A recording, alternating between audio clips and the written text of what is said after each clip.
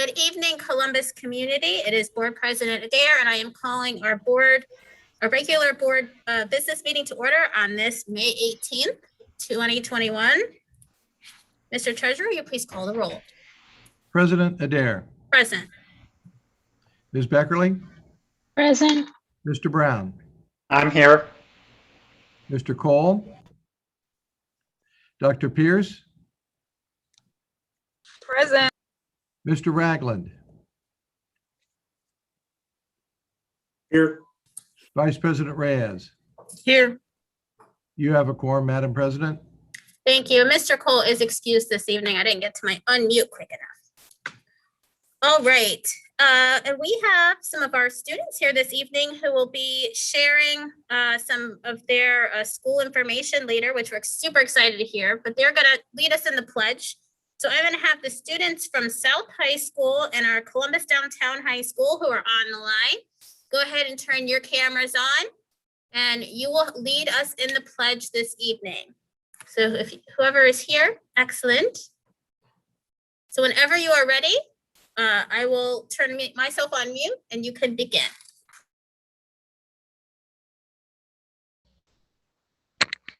I pledge allegiance to the flag of the United States of America and to the republic for which it stands, one nation, under God, indivisible,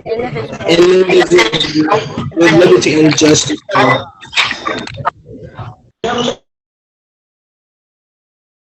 Thank you so very much, students.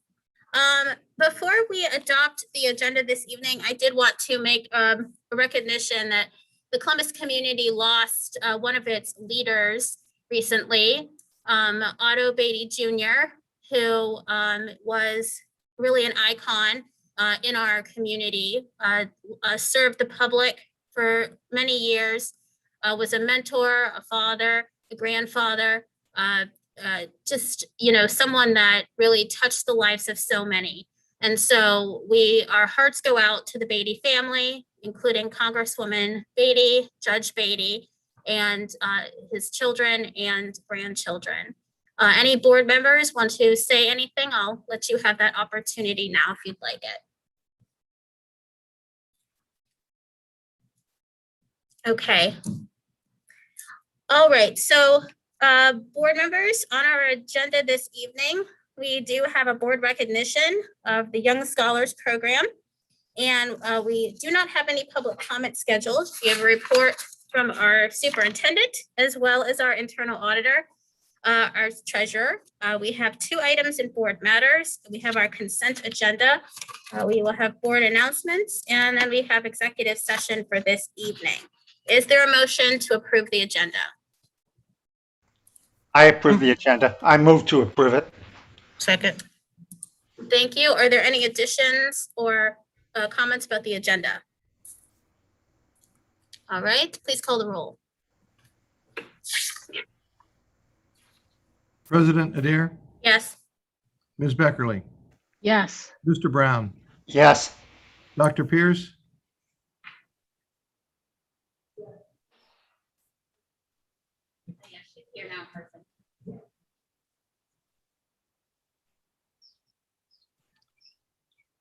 She seems temporarily unavailable. She said yes. Yes. Yes. Okay. Oh, there she is. Hi, yes. I'm Mr. here. Ragland Yes. and Vice President Reyes. Yes. And that motion carried. Great, thank you so much. I'm gonna give a shout out to Eastgate Elementary. I have their mask on today. Thank you for sharing your mask with me. I'm gonna have to take it off. I have a really small face, and so I gotta put my other one back on. This one I keep touching, but I did want to do a shout out before I took it off to the Eastgate Elementary. They had Ohio State come in and do some career work with them, and they passed out these great masks. So thanks, Eastgate. Okay, I'm going to change my mask out to our CCS one because that one fits me a little better. And I will turn it over to our superintendent, who is going to introduce the Young Scholars Program, and we're going to have a recognition.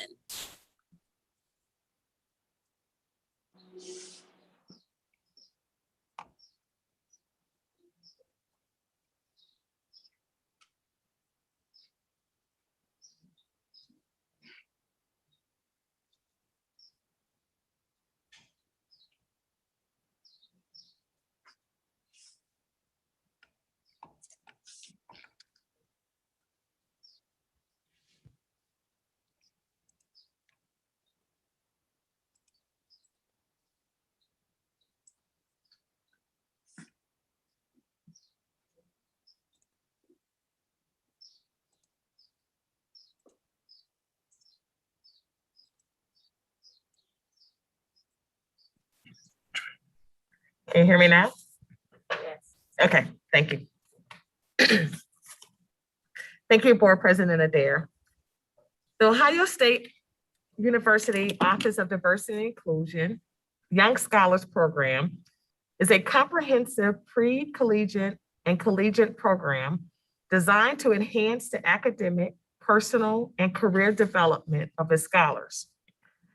Founded in 1988, the Young Scholars Program annually identifies and serves hundreds of academically talented first-generation college students from economically challenged backgrounds from 9 of the largest urban school districts in Ohio: Akron, Canton, Cincinnati, Cleveland, Columbus, Dayton, Lorain, Toledo, and Youngstown. The Young Scholars Program seeks to enhance the academic preparation of scholars for success at The Ohio State University, increase the numbers of first-generation underrepresented students at The Ohio State University, and they also have an induction into the program. Is a rigorous process that begins when the students are in middle school. Students must maintain at least a 3.3 GPA. Tonight, we are honored to announce and celebrate our scholars who have earned the scholarship to The Ohio State University based on their academic acumen and in maintaining a GPA at or above a 3.3. At this time, it is my privilege to introduce the Executive Director of the Young Scholars Program, Dr. Shayla Thomas, to share more about the partnership and the opportunity for our students. Dr. Thomas? Thank you for that, Dr. Dixon. Every time someone introduces the Young Scholars Program, I beam with pride. I'm so excited for these young people this evening. Good evening, President Adair, Vice President Reyes, members of the board, Treasurer Bohoric, Internal Auditor Smith, and Superintendent Dixon. I bring you greetings on behalf of Dr. James Moore III, who is the Vice Provost for the Office of Diversity and Inclusion and the Chief Diversity Officer for The Ohio State University. As mentioned, my name is Dr. Shayla Thomas, and I have the honor of serving one of the best programs Ohio State has to offer, the Young Scholars Program. I'm joined today with my colleague and Super Program Coordinator, Trina Phillips, new alumni of The Ohio State University. And we're going to present to you our graduates from Columbus City Schools. Despite the unprecedented nature and the impact of COVID-19, this is still a joyous time of the year for the Young Scholars Program. This year, we're going to celebrate 90 young scholars who are from across the state of Ohio who will graduate from high school and attend The Ohio State University for the fall semester. We want to thank Columbus City Schools for their continuous support of the Young Scholars Program and for allowing us to publicly congratulate our students with you this evening. For Columbus City Schools, we had 26 students from across the city who are graduating from the program, of which 15 of them will be attending The Ohio State University. In total, these young people will be awarded $1 million for the 4 years of their undergraduate education. Their average annual award will be about $15,000 for each student, and this will meet 100% of their demonstrated financial need. As mentioned, we have 90 incoming students to the Young Scholars Program. We are so proud to be affiliated with this program, and we are excited to share that the Young Scholars Program at Ohio State is going and thriving. At this time, Trina Phillips is going to introduce you to our 2021 Columbus City School graduates. Good evening, and I will start with Graciela Aguirre, graduating for Columbus Alternative High School, intending to major in health professions exploration. Fatimata Barrow attended Centennial High School and will major in film studies. A.U. Benowinet, graduating from Centennial High School, planned major business, specializing in accounting. Jakai Carpenter, graduating from South High School, planning to major in neuroscience. Elena Craig, graduating from Fort Hays High School with a double major in dance and psychology. Chene Ekucha, graduating from Centennial High School, intending to major in health professions exploration. Nao Hale, graduating from Columbus Alternative High School with an intended major in public health. Jordan Harrison, graduating from Whetstone High School, majoring in criminology and criminal justice. Fadanya Ndeku, Columbus Alternative High School graduate, intending to major in health professions exploration. Agiro Katsidano, graduating from Centennial High School, intended major exploration. Shania Mays, graduating from Columbus Downtown High School, majoring in food science and technology. Sierra Price, graduating from Independence High School, intended major exploration. Lyric Ransom, graduating from Columbus Afrocentric High School, majoring in psychology. Aaliyah Smith, graduating from South High School, majoring in health professions exploration. And last, but definitely not least, Theodosia Yamano, graduating from Whetstone High School, majoring in biology. We are so excited for this graduating class of 2021 from Columbus City School District.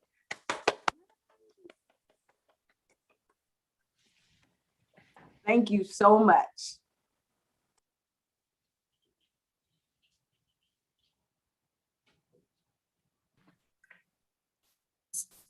So thank you to the Ohio State University Young Scholars Program. This is such an honor, this continued partnership with the organization and what you do for our students. And you have, I'm sure, made a lot of students happy with this announcement, and they are making the district and their families and their schools very proud.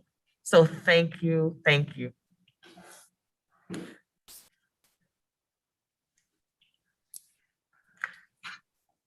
Thank you so much. Congratulations to the students. We appreciate all the work and the partnership with the Young Scholars Program.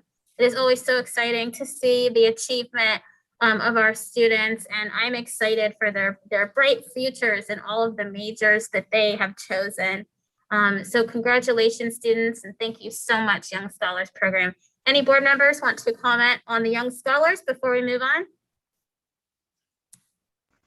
Just to say congratulations to all of you. Excellent. I'd like to, oh, go ahead. I'd just like to say congratulations, and it's a real testament to you having accomplished this during COVID. We're very proud.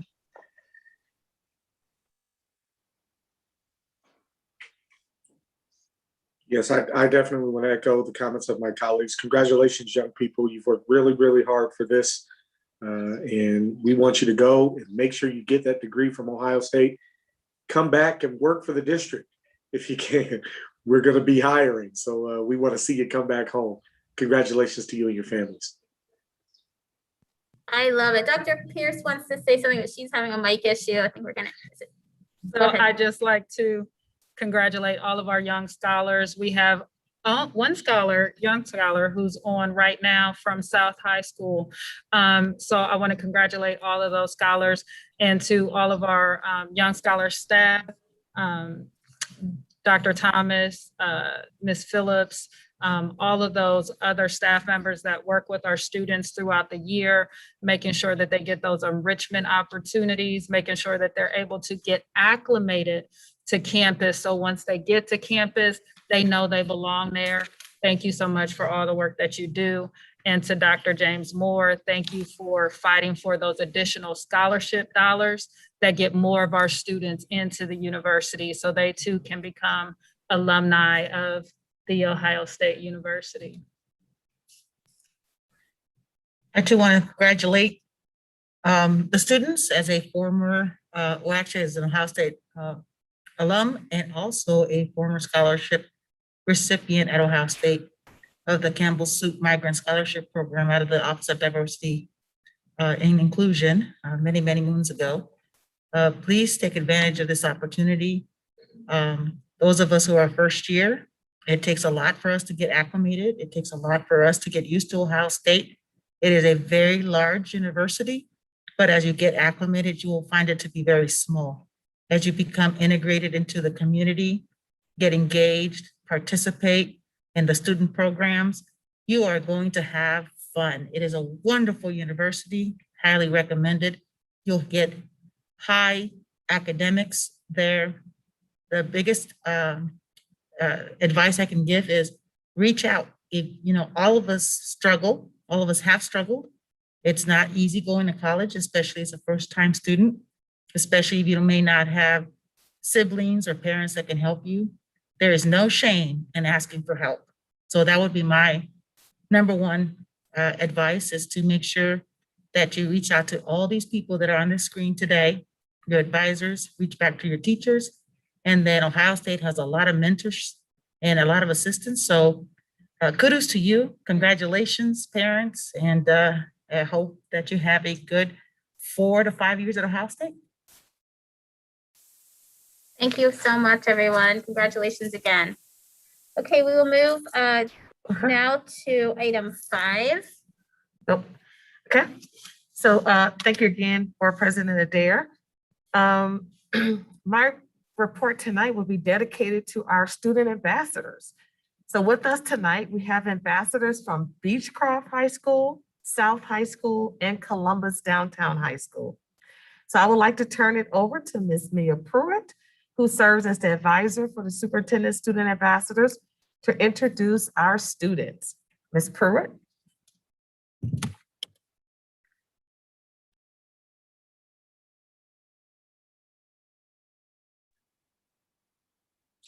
Dr. Dixon, Ms. Pruitt may be having some technical issues. So I'll go ahead and pitch hit if that's okay. And yes, so tonight, our first set of ambassadors that are up are our ambassadors at Downtown High School. And we have Ambassador Carl. There we go. There, Carl and Aminata, and they're going to be presenting together. You'll see them in their little window up there. Hi, Carl. Hi, Aminata. Hello. All right, take it away. Thank you. Go ahead and share screen.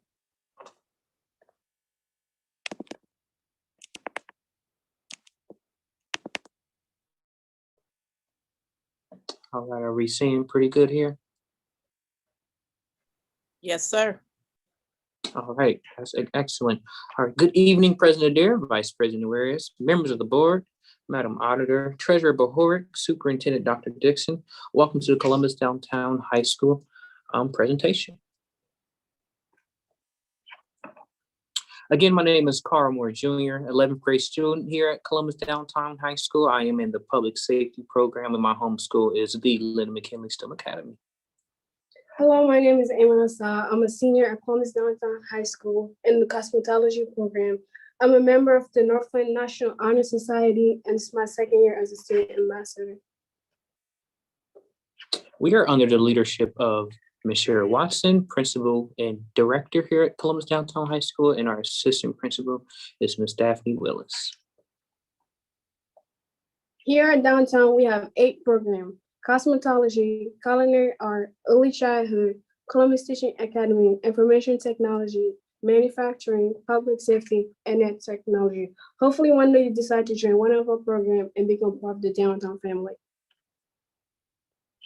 And here's just a few pictures from the cosmetology and downtown, cosmetology and public safety programs. Of course, cosmetology is a photo of them doing hair.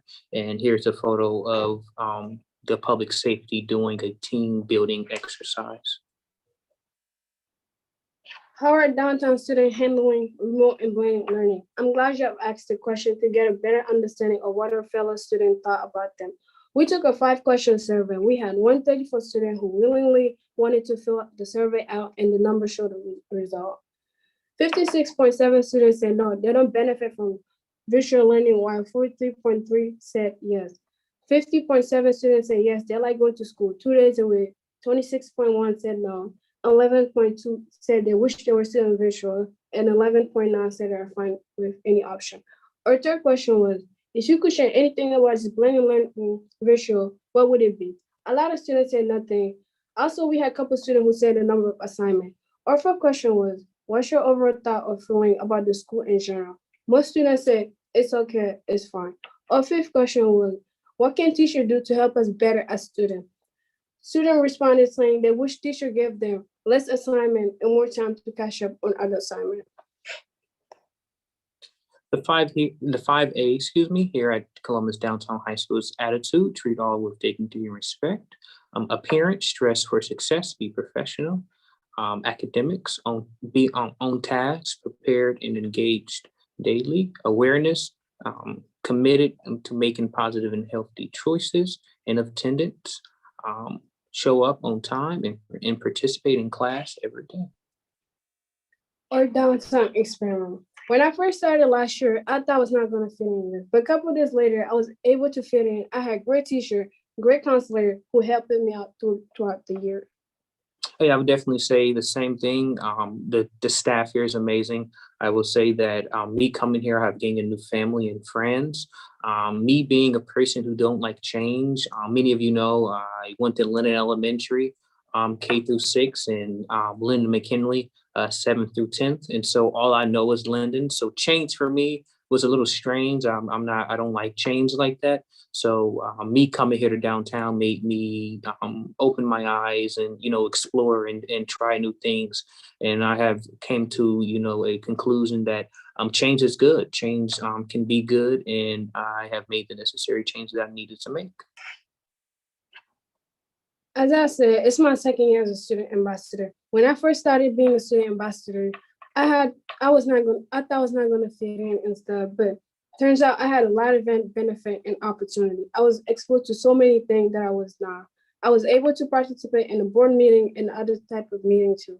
One thing I really enjoyed about this year student ambassador visual meeting was Dr. Boo's characteristic personality trait, because something that I thought only I had, but throughout the meeting, I found out that I was not the one. Absolutely. I have been fortunate enough to be able to do the superintendent student ambassadors for the last 3 years, so my freshman year up until now.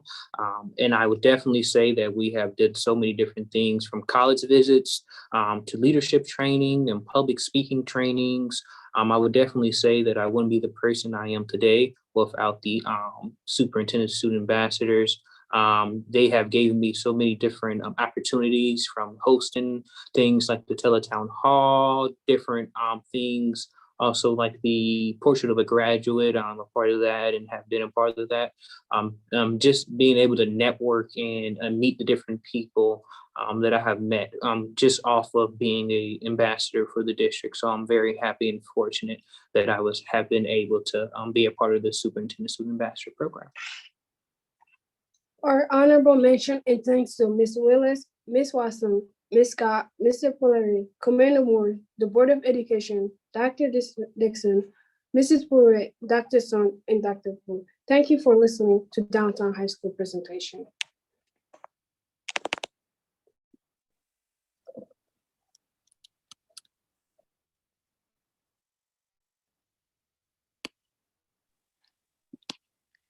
Great job, Carl and Aminata. And I believe we do have Mrs. Pruitt back.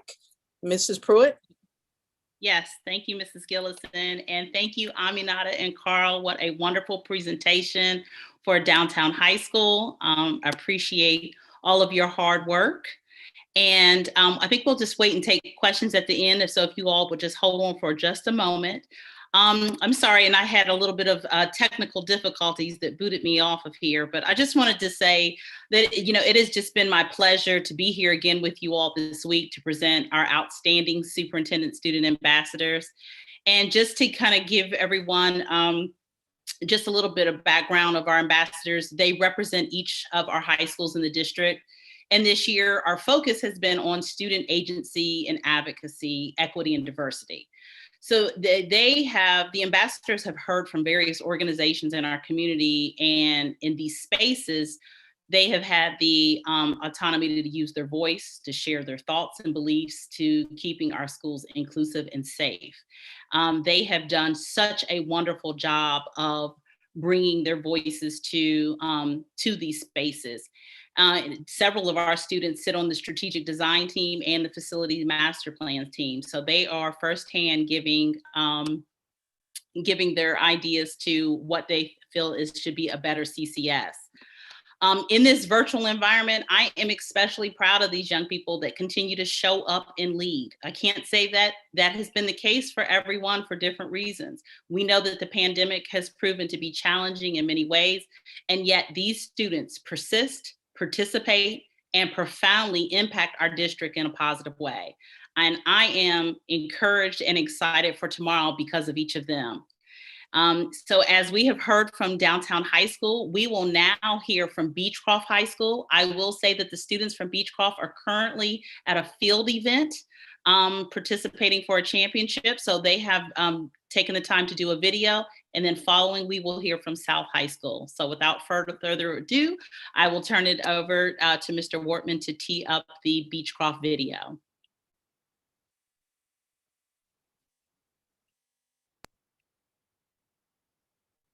Good evening to the Board of Education, President of DARE, Dr. Dixon, Madam Auditor, and Treasurer Bahoric.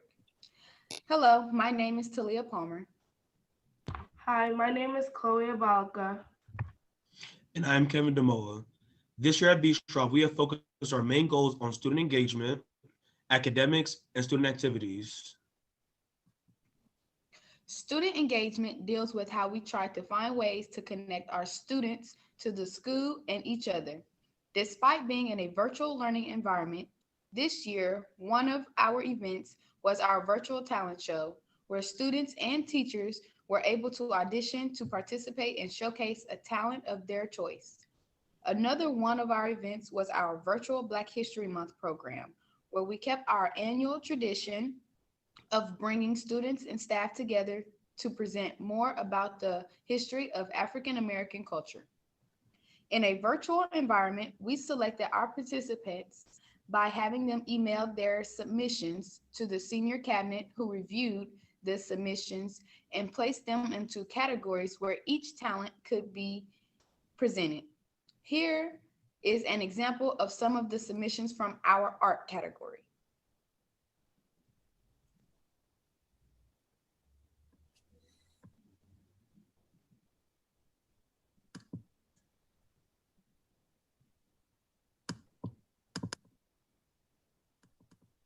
Coming to high school can be challenging, especially when you are not face-to-face with your peers and teachers. Beechcroft students and staff made a special effort to work with our freshmen to ease the transition. Our upperclassmen worked with freshmen through sports, organizations, and social media to talk to them and try to keep them involved in activities that would interest them. Our school counselors created a virtual orientation to welcome students and a virtual tour to help students find their way around the school building when they returned.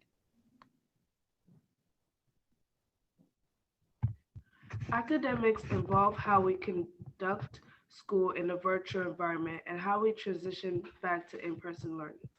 The school year began with virtual learning, similar to how last year ended. Teachers use Google Classroom and other online resources to continue instruction. It was difficult to stay engaged when you're constantly talking to the screen and never fully interacting with other students or teachers. Finally, in February, our complex needs students returned, and in March, all other students returned. We had to work to stay safe, but we feel like even that's better because we actually got to interact in person. Teachers still post their assignments on Google Classroom for all students to have access. On in-person days, teachers incorporate hands-on activities into their lessons. Some classes just work better in person. Here's some examples of classes. As always, our teachers are 100% supportive of all our efforts. Asynchronous Wednesdays are used to meet with teachers and to tutor or catch up or get help. Most teachers don't assign new learning. They try to reinforce the weekly assignments. Some of our CCP teachers use that day to meet with students about their assignments or ACT or college readiness activities. We also have senior support systems for students who get help on APEX and to complete graduation requirements. Thank you. Student activities at Beechcroft are clubs, sports, and other student organizations that make up the different communities here at Beechcroft. One of our largest clubs is STEM. The STEM Club is a group of students who participate in different activities such as robotics, racing, and math competitions. Another activities are GSA. This student-run organization seeks to encourage LGBTQ+ and allied youth to build community and organize around issues impacting them in their schools.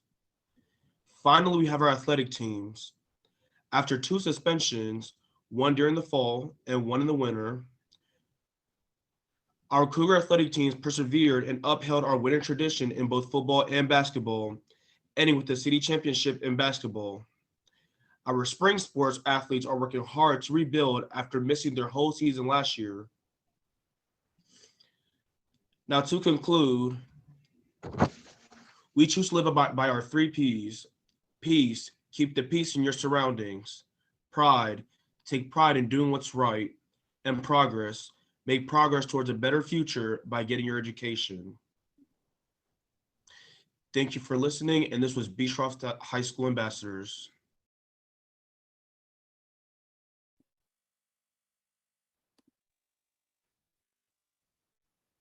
Thank you, Beechcroft, and thank you for being able to kind of pivot on a dime when they called and said, "Oh no, Mrs. Pruitt, we have a field event Tuesday night, but we still want to present." So I appreciate the students making sure that they got that done. So I now want to turn it over to our final school for the evening, South High School Bulldogs. Cecily and Dejan. All right, I'm not going to have my camera on for the screen sharing, but my name's Cecily. Hello.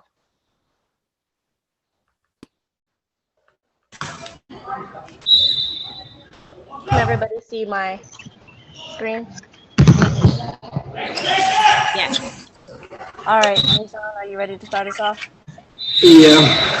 Good evening, President Adair, Vice President Reyes, members of the board, Dr. Dixon, Madam Auditor, and Treasurer Bahoric. My name is Cecily Wanjema.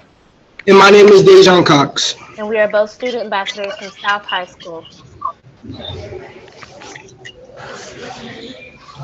So my name is Dejan Cox, and I attend South High School. Some of the things that I do, I play basketball, football, I wrestle, and I play volleyball. I'm a member of the Franklin County Youth Council. I'm a part of the Young Scholars Program, Harmony Project, the Sigma Beta Club.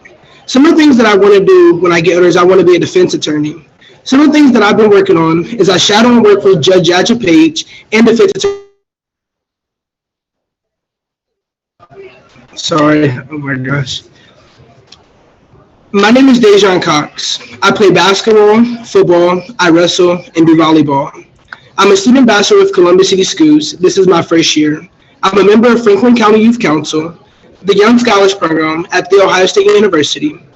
I want to be a defense attorney when I grow up. I shadow and work for Judge Yadja Page and defense attorney Sam Szymanski. I also volunteer in Congresswoman Joyce Beatty's office. I volunteer in the 3rd grade classroom at Fairway Elementary, which I used to attend. I work at Foot Locker. One of the biggest accomplishments that I really enjoy saying about myself is that I was able to maintain a 4.0 GPA this year during the pandemic. Although it was tough, I had to make sure I did. All right. My name is Cecily Angema, and a little bit to introduce myself is I'm a student athlete at South High School. I play volleyball. I attend Fort Hayes half of the day, and I am in the automotive technology class. I'm also a classroom ambassador there, as well as a student ambassador. I'm on the honor roll, and some of my extracurriculars are that I'm a part of Upward Bound, the district's master plan, mentoring with Nationwide, and I have a job. Some of my big accomplishments this year are finishing a college intro class that taught me how to manage my coursework and my time, which was really informational for being able to be a new college student. We also went the farthest South has ever gone with the volleyball team, and I maintained a 4.0 throughout a pandemic. We would like to introduce our new principal, Mrs. Nickerson.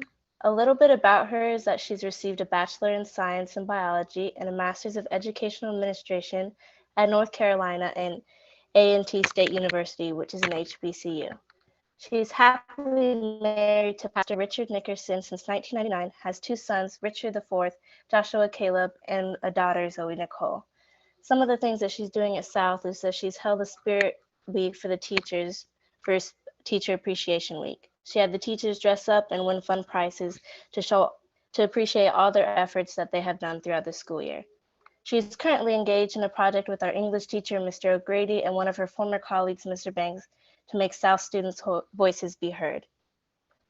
On this next slide, I'll share a poster board of the project that she's working with Mr. Banks and Mr. O'Grady. It's called My Voice, My Words, Changing the Narrative with South High School. Seniors and juniors get to showcase their creative words, acting, anything of the arts to show and change the narrative for South High School. Something that South we love to do each year is we have a fall and we have a spring pep rally to acknowledge the basketball team, the football team, the cheer team, and JROTC. What we would do is we will show 30 seconds to a minute of a pep rally that we did this year.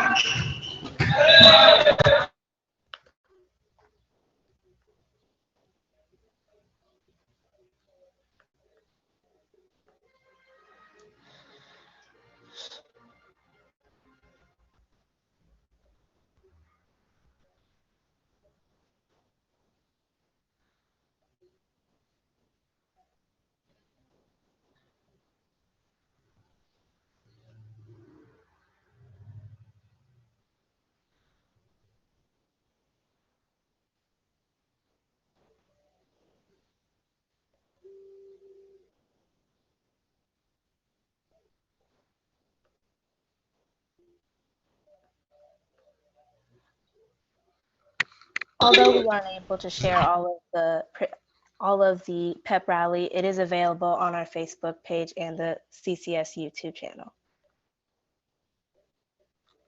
One of the things that South High School did to appreciate the honor roll students is putting a poster board in front of every student who received a B honor roll or A honor roll, a poster board in front of their front yard that said, "An awesome South High School Bulldog lives here." As a student, being virtual for nearly a whole year and doing schoolwork online has been trying. So being able to get some sort of gratification for my hard work is something that I really appreciated.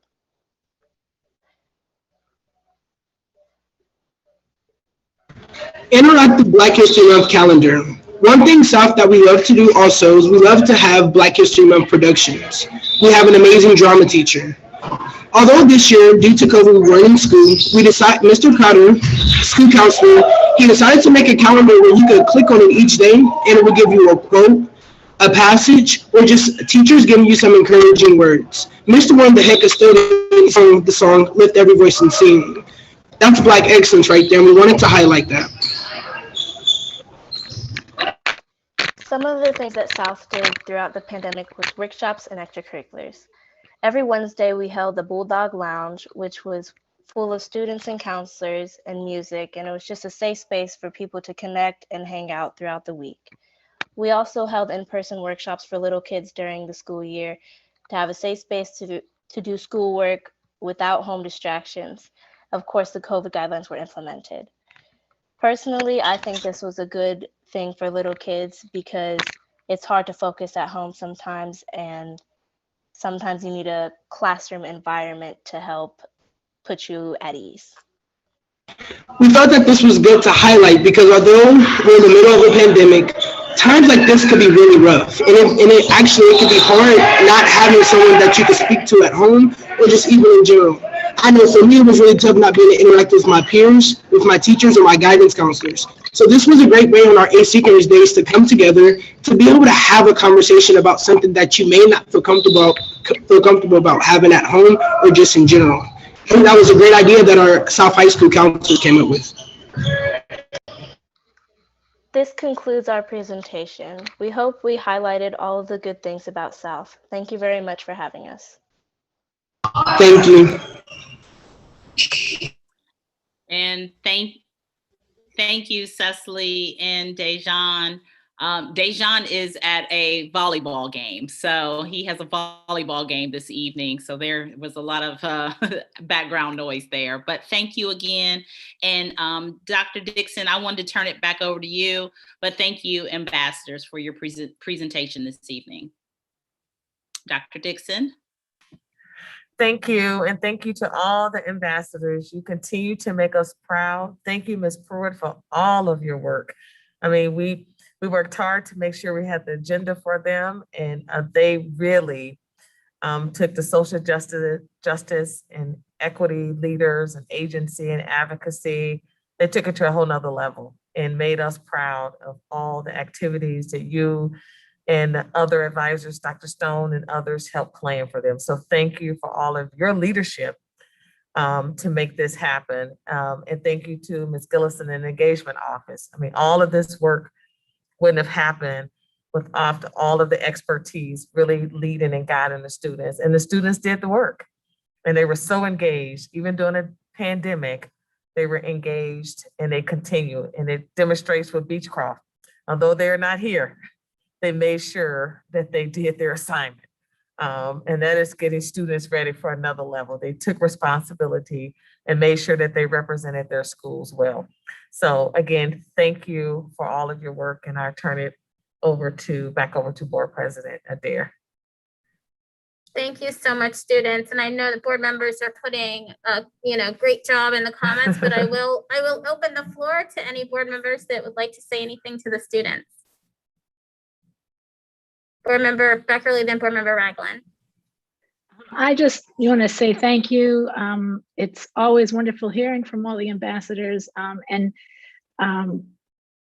your willingness to figure it out when you have a conflict, or to speak with us over the volleyball tournament. It just shows how prepared you guys are. And you did such a great job of giving us a sense that all that's happened and how you've coped and figured out how to make connections during the pandemic. And it's just incredibly inspiring. And while we know this has been hard on you in so many ways, you guys are going to set the world on fire, and we can't wait to watch. Thank you. Thank you, Board Member Ragland, and to Dr. Pierce. Certainly agree with what Board Member Beckerly has said. I just want to thank the young people for all that they are doing. They are juggling quite a bit right now. We've got seniors who have got activities going on. You've got field events and volleyball games, and you're still keeping up with your grades. Very, very proud of you. I've had the pleasure of visiting all three of those schools since we've opened back up for in-person learning, and had an opportunity to witness instruction in two of them. Outstanding schools, each of them. Thank you to all the teachers, administrators, everyone that works with these very gifted young people. Proud to have you on board with us here today, and keep up all of the good work. Thank you, Madam President. Thank you, Dr. Pierce. So I too want to echo what my colleague said in terms of our students showing their adaptability while they're at games, and while they're at various locations, they're able to still meet their responsibilities. But I think more so than meeting responsibilities, it shows their dedication to our rich tradition of students who are able to meet the high expectations that we have set as a school district. And as a proud product of this district, I am beyond excited and thrilled that our students were able to, again, come in this evening and provide these great presentations. I can't tell you how much my heart jumped to see the data analysis and the empirical research that our students at Downtown High School did, conducting that survey with 134 of their peers. You are beginning to put together evidence to justify, to advocate for changes in your school and in your community. And when I think about where we're moving to with our portrait of a graduate, this is exactly what we have in mind. And so tonight, what we were able to see is our students taking the vision that we were able to, as a community and as a board and as an administration, put down on paper, but our students always knew it was there. And so they've highlighted the portrait of a graduate in everything that they presented this evening. And even in some respects, challenged us again to move that a little bit forward, and challenged us in the ways that I've seen Dazan, I've seen Kevin, I've seen Carl several times throughout this school year. I think what they also challenged us in tonight is to make sure that we are bringing multiple voices and backgrounds to the table. I want to see more students that are from various backgrounds with various ability levels in various activities. Joining our superintendent's ambassador program and having the opportunity to share their perspective in their buildings, in their neighborhoods and communities with us. I wasn't always that student that did the right thing all the time. You know, I was that student that had very good grades, but I was your normal, average, everyday student. And so I want to see those normal, average, everyday students also have the opportunity to have an audience with our Board of Education. So again, I thank the students for their presentation tonight. I thank them for challenging us yet again to say, let's bring some more voices and faces to this board meeting and to the table. So thank you so much. Thank you, Dr. Pierce, and thank you, student ambassadors, and thank you, Mrs. Pruitt, for all the work that you do with our students and your team and the other staff and all of the teachers and everyone that's supporting these students at the schools. It's so critical, this type of work, and the fellow board members all said it really well. We're excited about this program and the opportunities that it brings our students. So thank you all so much. And I believe that concludes your report this evening, Madam Superintendent.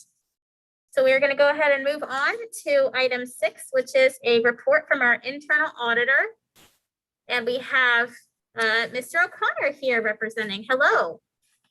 Good evening, President Adair, Vice President Reyes, and members of the board. The Auditor of State has released their Columbus City Schools audit of the fiscal year ended June 30, 2020. As part of this release, the following 3 reports were included: the Independent Auditor's Report, the Report on Internal Control over Financial Reporting and on Compliance and Other Matters Required by Government Auditing Standards, and the Independent Auditor's Report on Compliance with Requirements applicable to each major federal program and on the internal control over compliance required by uniform guidance. Scott, could you show that bar graph?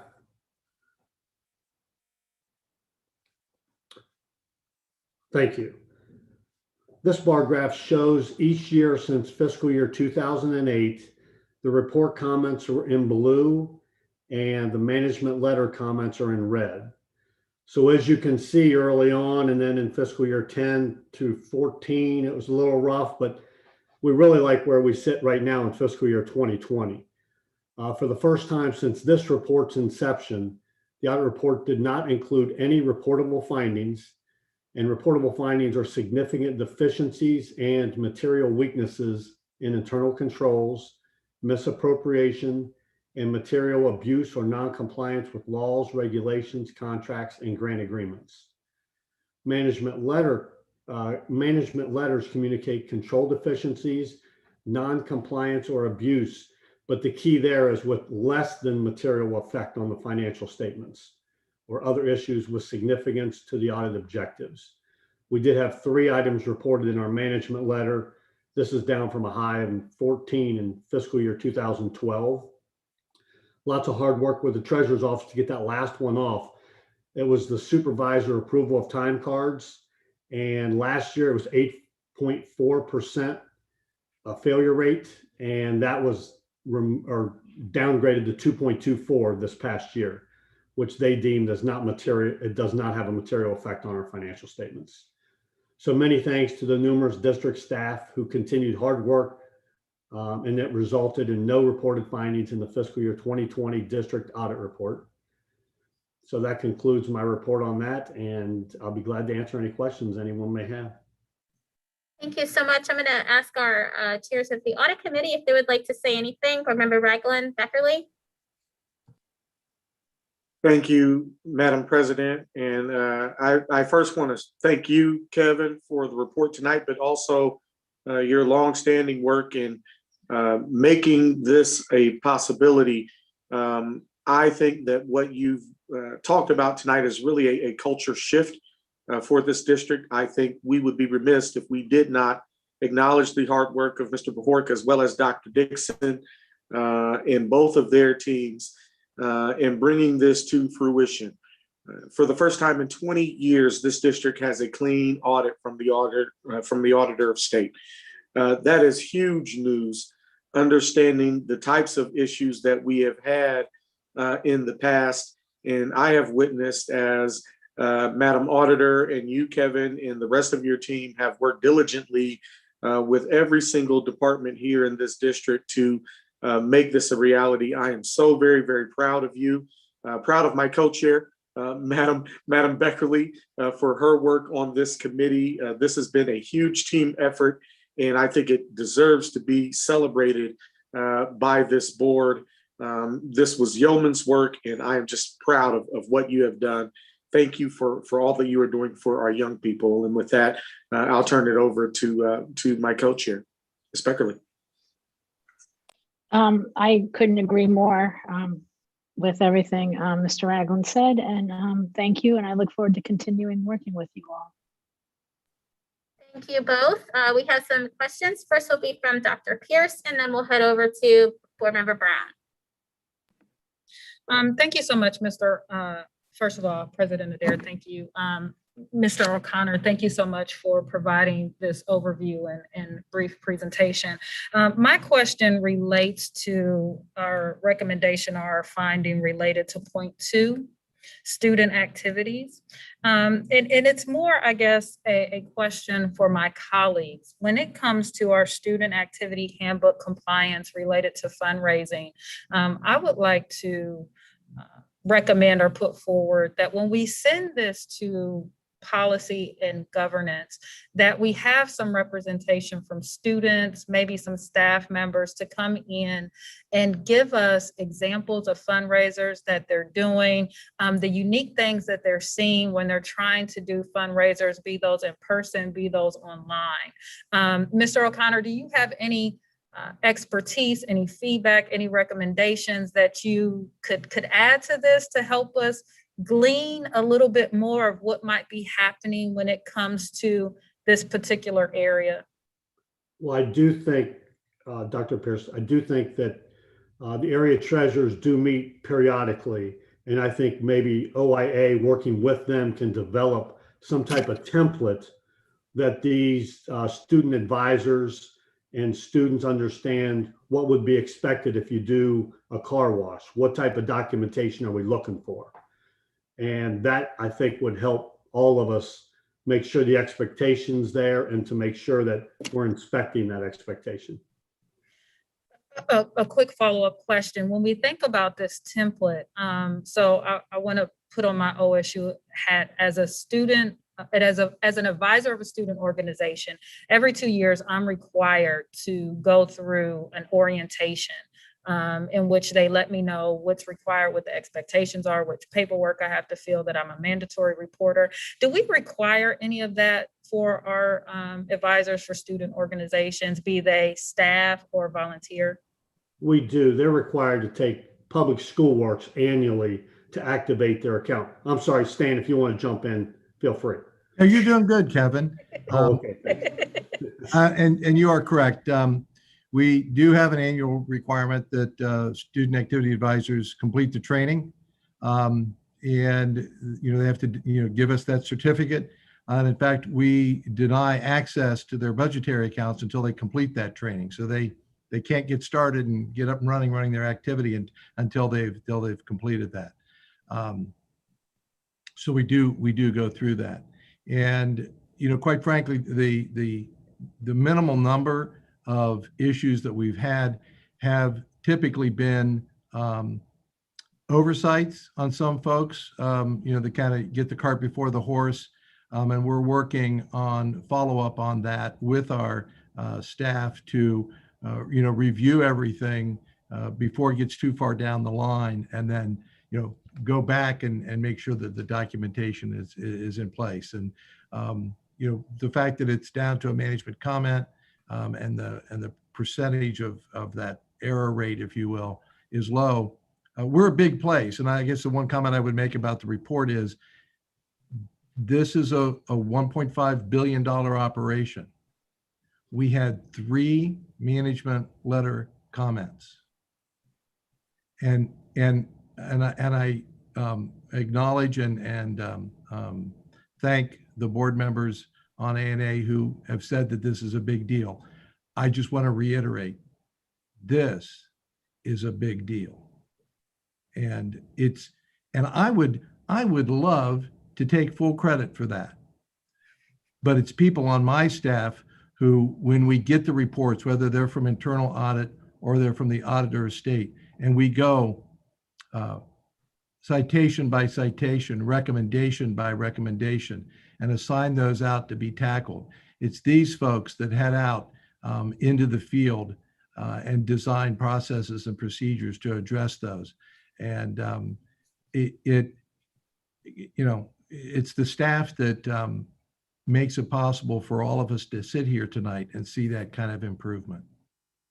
Not taking anything away from Dr. Dixon or Auditor Smith. Truly, there's leadership involved here. But boy, the staff really works hard, and a lot of it is interdepartmental. My staff working with staff on Dr. Dixon's side of the house. This is huge. I could wax on for a long time, but I know it may not be the most exciting thing, but boy, for those of us that are on the financial side, it is exciting. Thank you.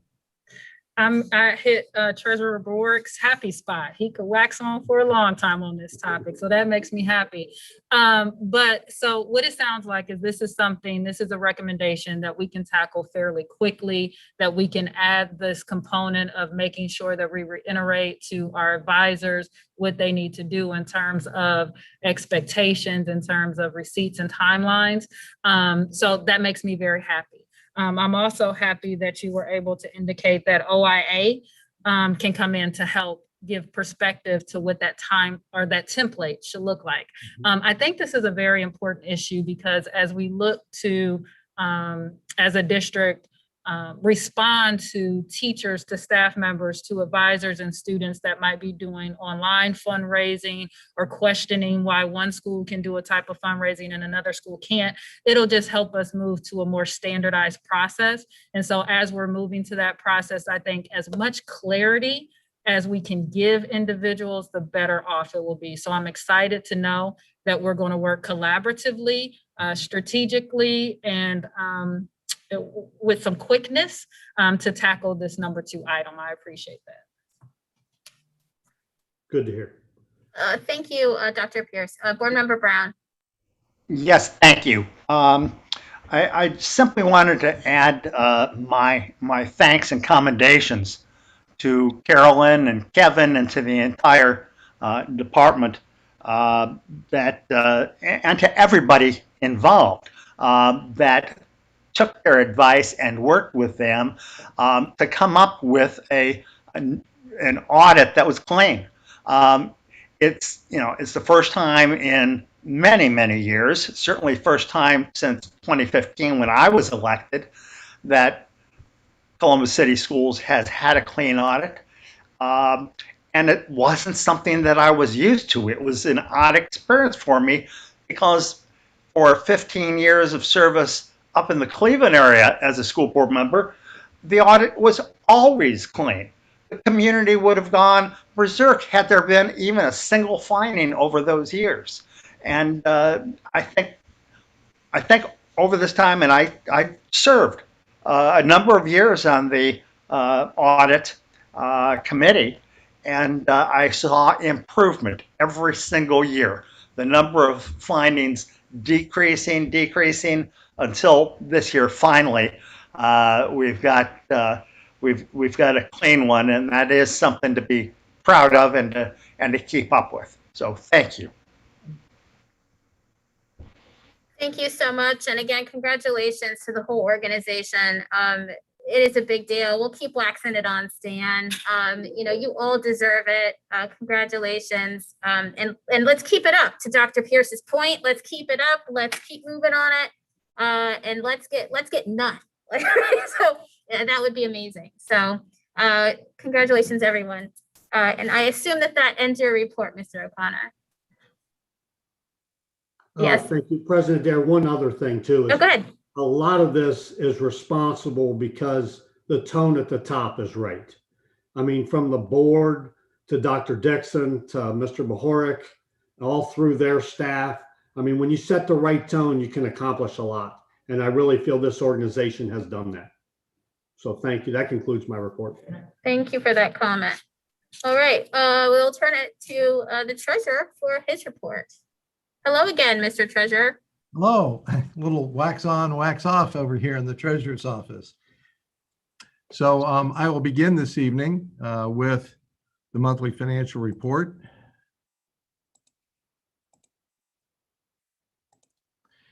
And this is the report for April. It was reviewed by the Finance and Appropriations Committee on May 12th, last Wednesday. Kind of more of the same news in this report as we've had all year long. Revenues continue to run above plan. Gonna move something here. They continue to run above plan. They increased to about 38.8 million over plan this month from about 27.5 million last month.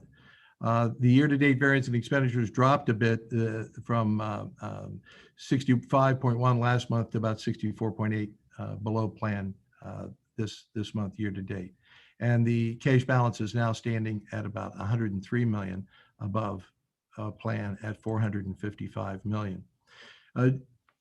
Just the flow of the ending cash balance, you can see that it is mirroring the month-to-month flow from last year. In the early months, as you well know, the delay in property tax collections caused that slight aberration there, but we are tracking month to month in the same pattern as we have in the past. Highlights for April's revenue. State funding now is year to date up about 23.3 million. And just remember, included in that number is the dividend from the Bureau of Workers' Compensation, which was about 19.5 million, about 2 million in casino revenue, which we had taken out of the plan because we didn't want to anticipate that in response to the COVID situation. And then the partial restoration here in the last month or two of the cut that was being phased in for the rest of the year. So it was the cut that we endured in FY20, carried forward to 21, but the governor reinstored part of it. About 5.2 million of the 9.2 million was restored and will be coming to us over time here through the rest of the year. We should end the month or end the year about 26 million above plan, and you'll see a graph of that here in a minute. The property tax allocation, this is the homestead and rollback that we received through the state, which is really part of property tax collections. But the timing last month worked itself out this month when we received the 16.8 million was received. Now the plan actually had spread those receipts over several months. So next month we'll see unfavorable variance the other way, but in total for the year, we should end right on plan for property tax allocation revenues. Just a graph of our three major categories: property taxes, state aid, and other. You can see pretty much spot on with property taxes, state aid slightly ahead, breaking out all of the and then moving on. This is the monthly month-to-month graph for state revenue. And as I was saying, we should run here in the last 2 months of the year. We should run pretty much ahead of the original plan, the orange line.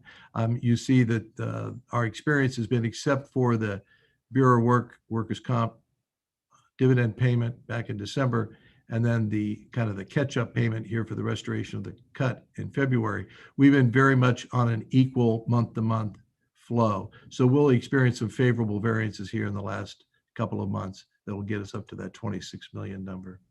Again, breaking out the other revenue sources, not a very large amount, but the restricted federal grants now running ahead of plan. We did receive now 2 payments this year. We really should receive 3 because we were late on getting one from last year, so we're still waiting to get one. And the plan actually calls for the payment to arrive, I believe, in June. So part of that variance will work itself out. But if we get that 3rd payment, we should end about $250,000 ahead of plan. Again, not a big number, but just something that we track because it is the federal government's reimbursement to us for interest expense on the qualified school construction bonds. Again, property tax allocation, that variance will work itself out. All other revenues, as you know, are typically primarily due to our pilot payments running above plan. Our heat map, pretty much all in the green, which is good. And moving on to expenditures, personnel dropped to about 26.2 million under plan year to date because we did have a monthly variance, rare this year, that we ran over plan, and that was due to really the plan not accounting for a 3-pay month for fringe benefits adequately. So that explains that issue. But we're still running significantly under plan in personnel. Purchase services, supplies, materials, and capital outlay continue to run under plan. Remember, those items were, the plan was based upon spending 100% of budget, and we don't do that typically. And so we've, as I mentioned when I did the 5-year forecast presentation a meeting or so ago, that we modified our methodology for the 5-year forecast to take into account spending less than budget, so it looks more like a cash flow plan. Charter and STEM still very much on plan for the month and about 5.7 under plan year to date. Just graphically giving you a picture of how that looks. Again, charter pretty much on plan, very close, and then personnel and other expenditures under plan because of the budgeted numbers. Purchase services obviously leading the way here in terms of dollar amount under plan. So with all those items running under plan, the heat map looks very green on a year-to-date basis. And you can see here for personnel, we were moderately unfavorable on a monthly basis because of that fringe benefit item not being properly planned for a 3-pay month. Comparing to last year, you can see that our total revenues are about 6.2% above last year. Property taxes, that's fairly well, that's right to be expected to be about 3.7 above last year. State aid, really we should be behind state aid. If you think about what happened with state aid in the first part of FY20, it was pre-pandemic, there was no reduction. So those were at a much higher level. And so because FY21 up until now, we were in the pandemic and in a reduction mode, in a reduced revenue mode from state aid, we should be behind it. But you can see that the impact of that $19.5 million Bureau of Workers' Compensation dividend has taken us above where we were last year. So if it weren't for that, we'd still be trending behind last year. This property tax allocation, it looks like we're double where we were last year, but last year we received the payment in May and not in April as we did this year. So that variance right there, or that difference from last year, should work itself out to where we're almost identical to last year. On the expenditure side, you can see here, it's interesting, we were some 20 to 30 million behind last year, last month. And because this was a 3-pay month, we've jumped ahead of where we were last year. The 3-pay month last year was May, not April. So this comparison is misleading. So after we get through May, we should be under last year's expenditures on the personnel side. Supplies, materials, capital outlay, although we were under budget on those for the current year plan, you can see that we're running ahead of last year. But purchase services, in fact, are running behind where we were last year. And charter, STEM, and the scholarship accounts running ahead of last year. While they were, at least charter schools were reduced a bit, their reduction has been restored partially, just like our revenue. So we should see that number go up a bit relative to last year as we finish out the year. Advances out, you know, we are providing cash flow assistance month to month for the WCBE fund and the Latchkey fund. I think at the end of the year, we'll be bringing you a transfer request to make those advances that we need to close out the year in the black, a permanent transfer rather than simply advances. And we're running ahead on cash by about 77 million versus where we were last year. So in summary, again, revenues are up year to date. Expenditures continue to run below plan, and we are in fact building a cash balance this year. So I will pause here to see if there are any questions on the monthly financial report before I move on to the next report. Any questions from the board? Okay, I don't see any. Okay, so I will switch over.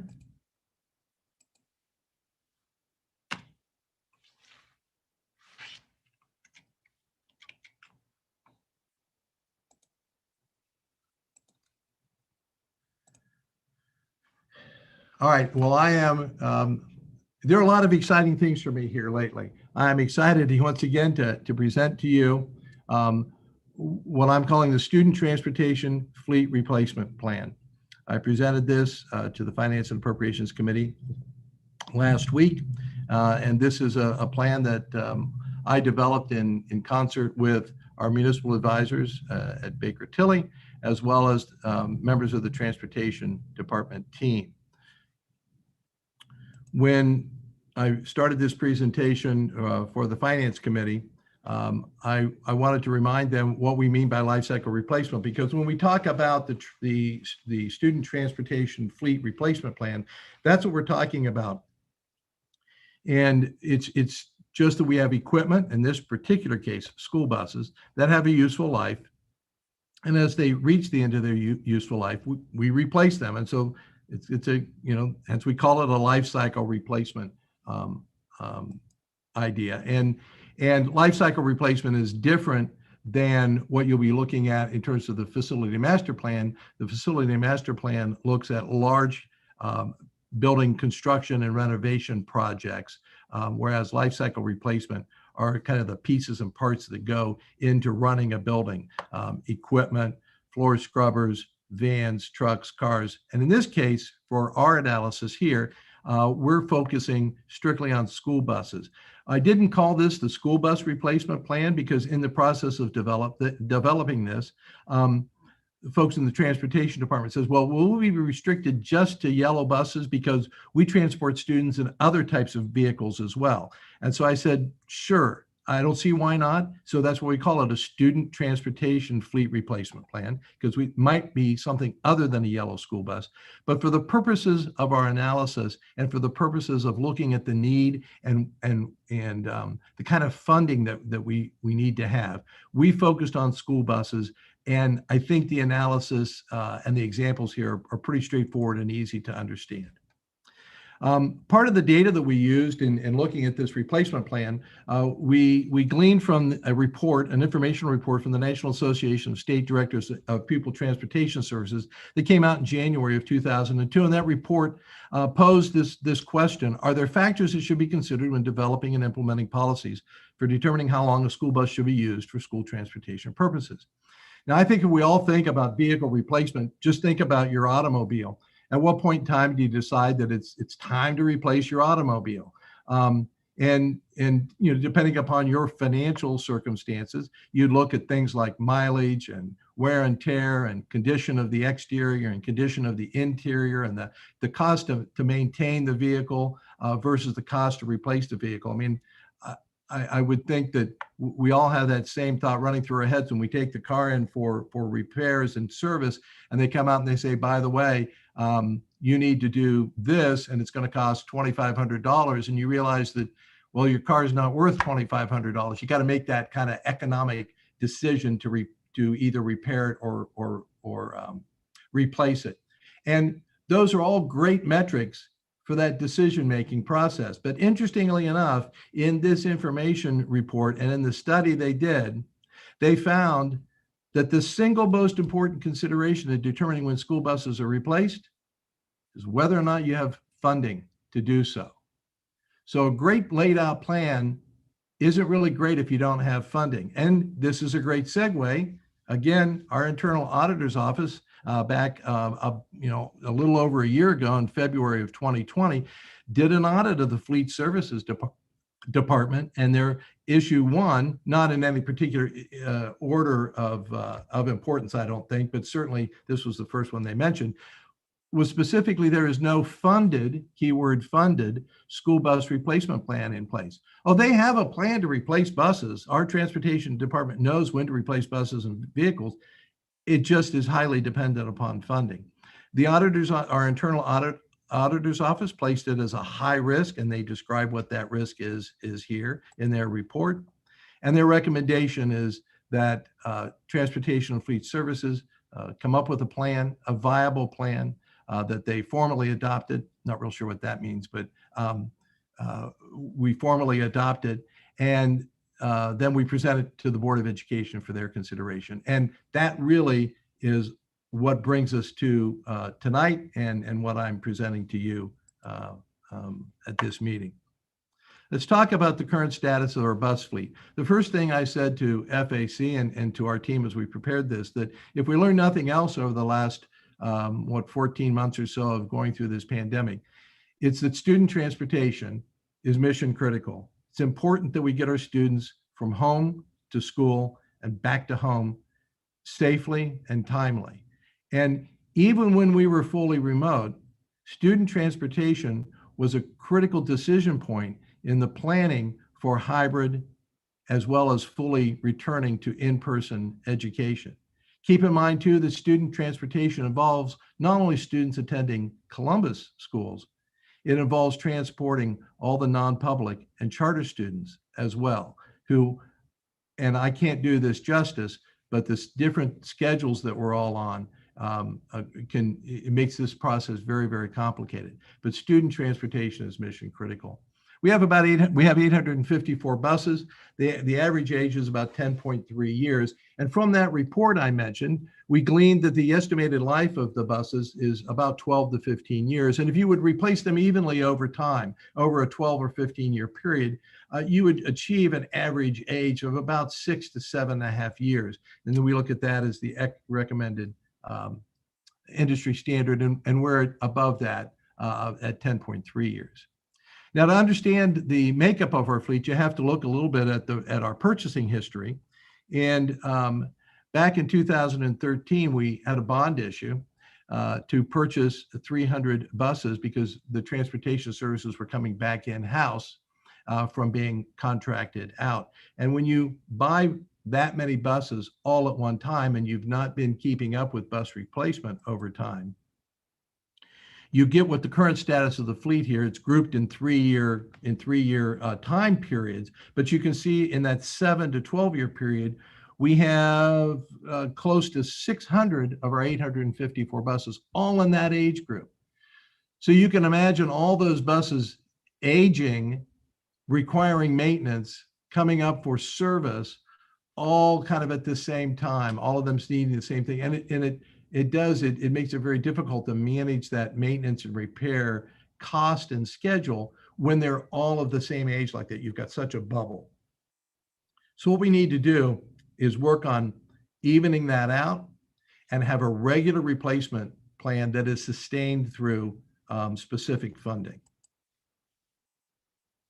Our analysis then looked at both an 11 and a 12-year replacement cycle.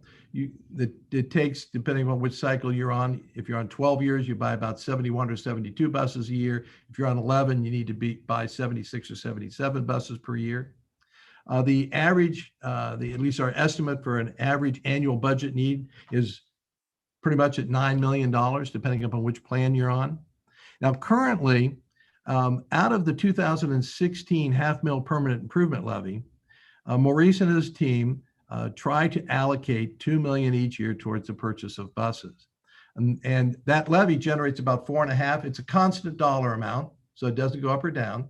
It stays at 4.5 million a year. So of all of our life cycle replacement, and it's a lot more than 4.5 million, and the committee is going to hear about that as we talk about and examine the need for a PI levy over the next 12 months. We'll be doing that at the FAC meetings, but we'll be looking at the potential for a PI levy in one of the upcoming ballots.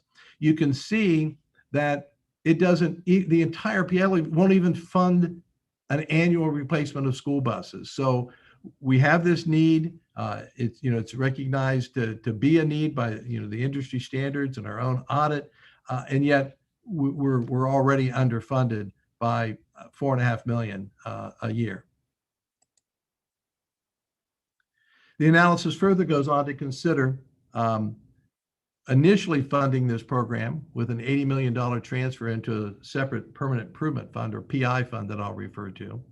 And when looking at those 11 and 12-year plans, we just looked at, well, what would happen if we spread the 80 million out over 11 or 12 years? How would we fund it? What would the funding look like? Where would we be short? And then we also looked at it, well, what if we just spent the 80 million as we needed it all up front? When do we run out of funds?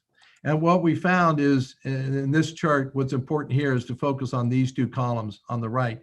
This is a breakdown of the buses in their various categories and the identification of which ones we had in the plan for being purchased, and which buses, which in this example is not important. We picked the oldest ones first because we wanted to get the average age of the fleet down. And again, this is for an example. This is demonstration purposes only, really, because it'll be up to the transportation department to actually implement the plan and achieve what we want to have happen with our bus fleet.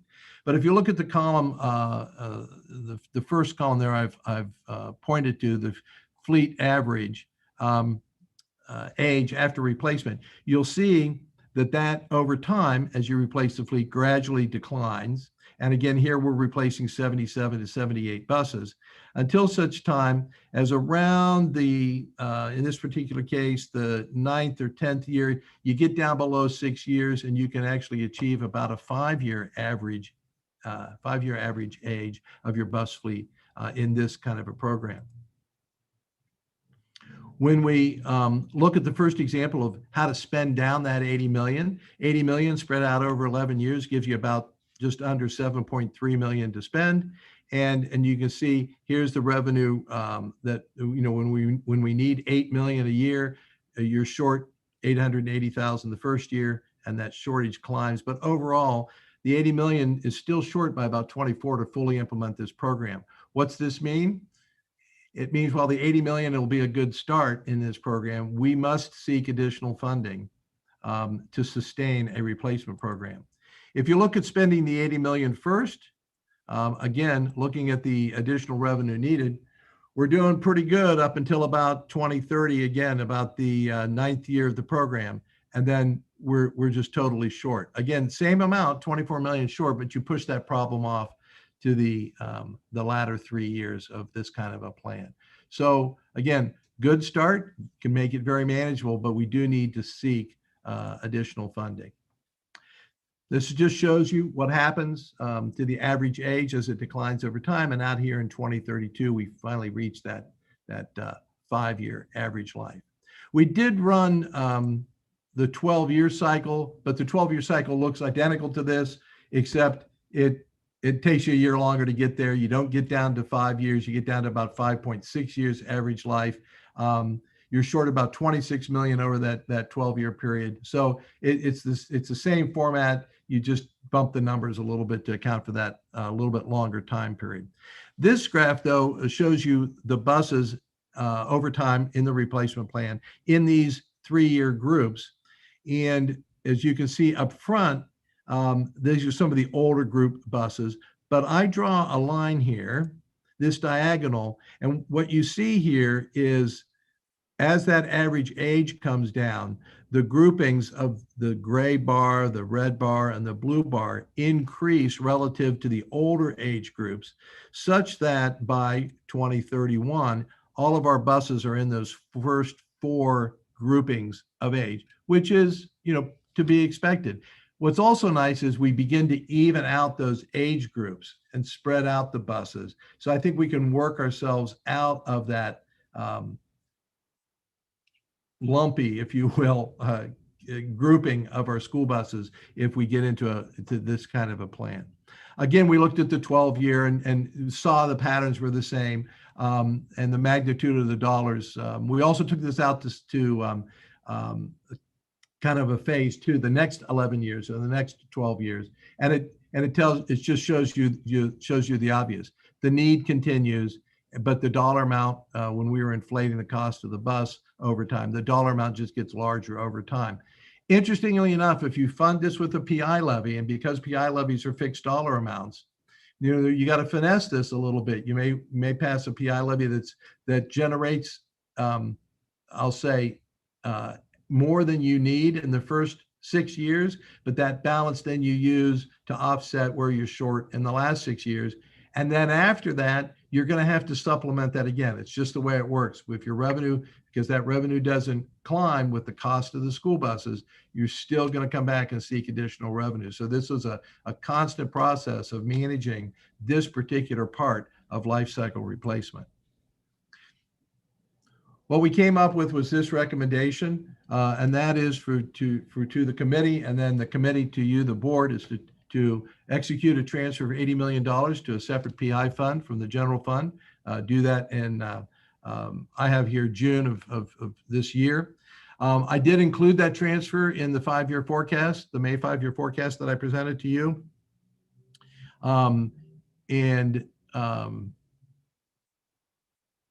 I was just thinking, yeah, I did present I presented the 5-year forecast to the board, didn't I? I'm losing the track where I am in board meetings, but I put that in the forecast, and it showed the impact of what that has on the forecast. So if you opt to do this and proceed with this, we already know that impact. Begin to implement the 11-year replacement plan in the spring of 2022, and set a metric, a target of reaching that industry standard age of 6 years by the year of 2030. The 11-year plan and the 2030 is pretty aggressive. We're going to need additional funding down the road to achieve that. But I think those are the targets that we wanted to set forth for this replacement plan. You have the recommendation in the board agenda and on board docs. It's hard to read here, but it pretty much puts in the whereas and therefore be it resolved format of that recommendation that I just read to you. That's, believe it or not, an abbreviated presentation on this student transportation fleet replacement plan. And this evening, also at the board meeting, joining us, 2 members of that transportation team, Steve Andrews and Rob Weinheimer, who worked with me on the preparation of this and putting all this together. And they can answer some questions. But this is a very high level plan conceptually. How are you going to manage the replacement plan for 854 buses, get the average age of the fleet down? What are some of the estimated costs? And how long will it take us to do this? And that's what we tried to lay out in this plan and presentation. So President Adair, I'll turn it back to you, or Board Member Ragland, in Mr. Cole's absence, chaired the Finance and Appropriations Committee. And so he may have something to add to this as well. So I'll turn it back to you all. Thank you. Thank you so much. Board Member Ragland, is there anything you'd like to add before I open it to questions? Yes, thank you, Madam President. Thank you for a very thorough presentation, Stan. I just, the one point I really want to emphasize is that our transportation apparatus is mission critical. As you've seen, we've got some buses as old as 24 years old within our fleet, and let's just really think about how talented our maintenance team really is, that we have 24-year-old vehicles transporting students safely every single day throughout this entire city.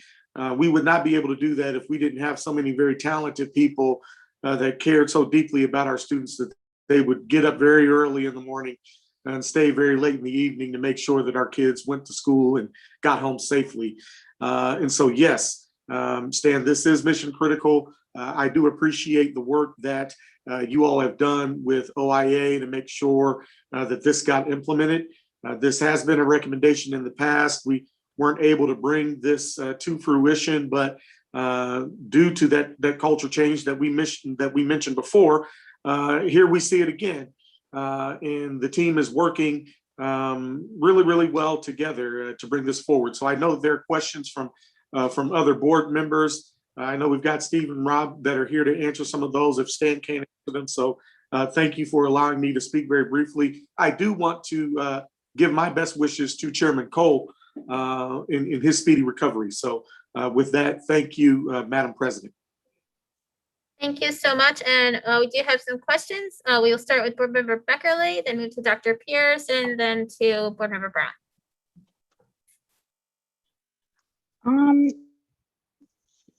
I was talking to a community member today who brought up the point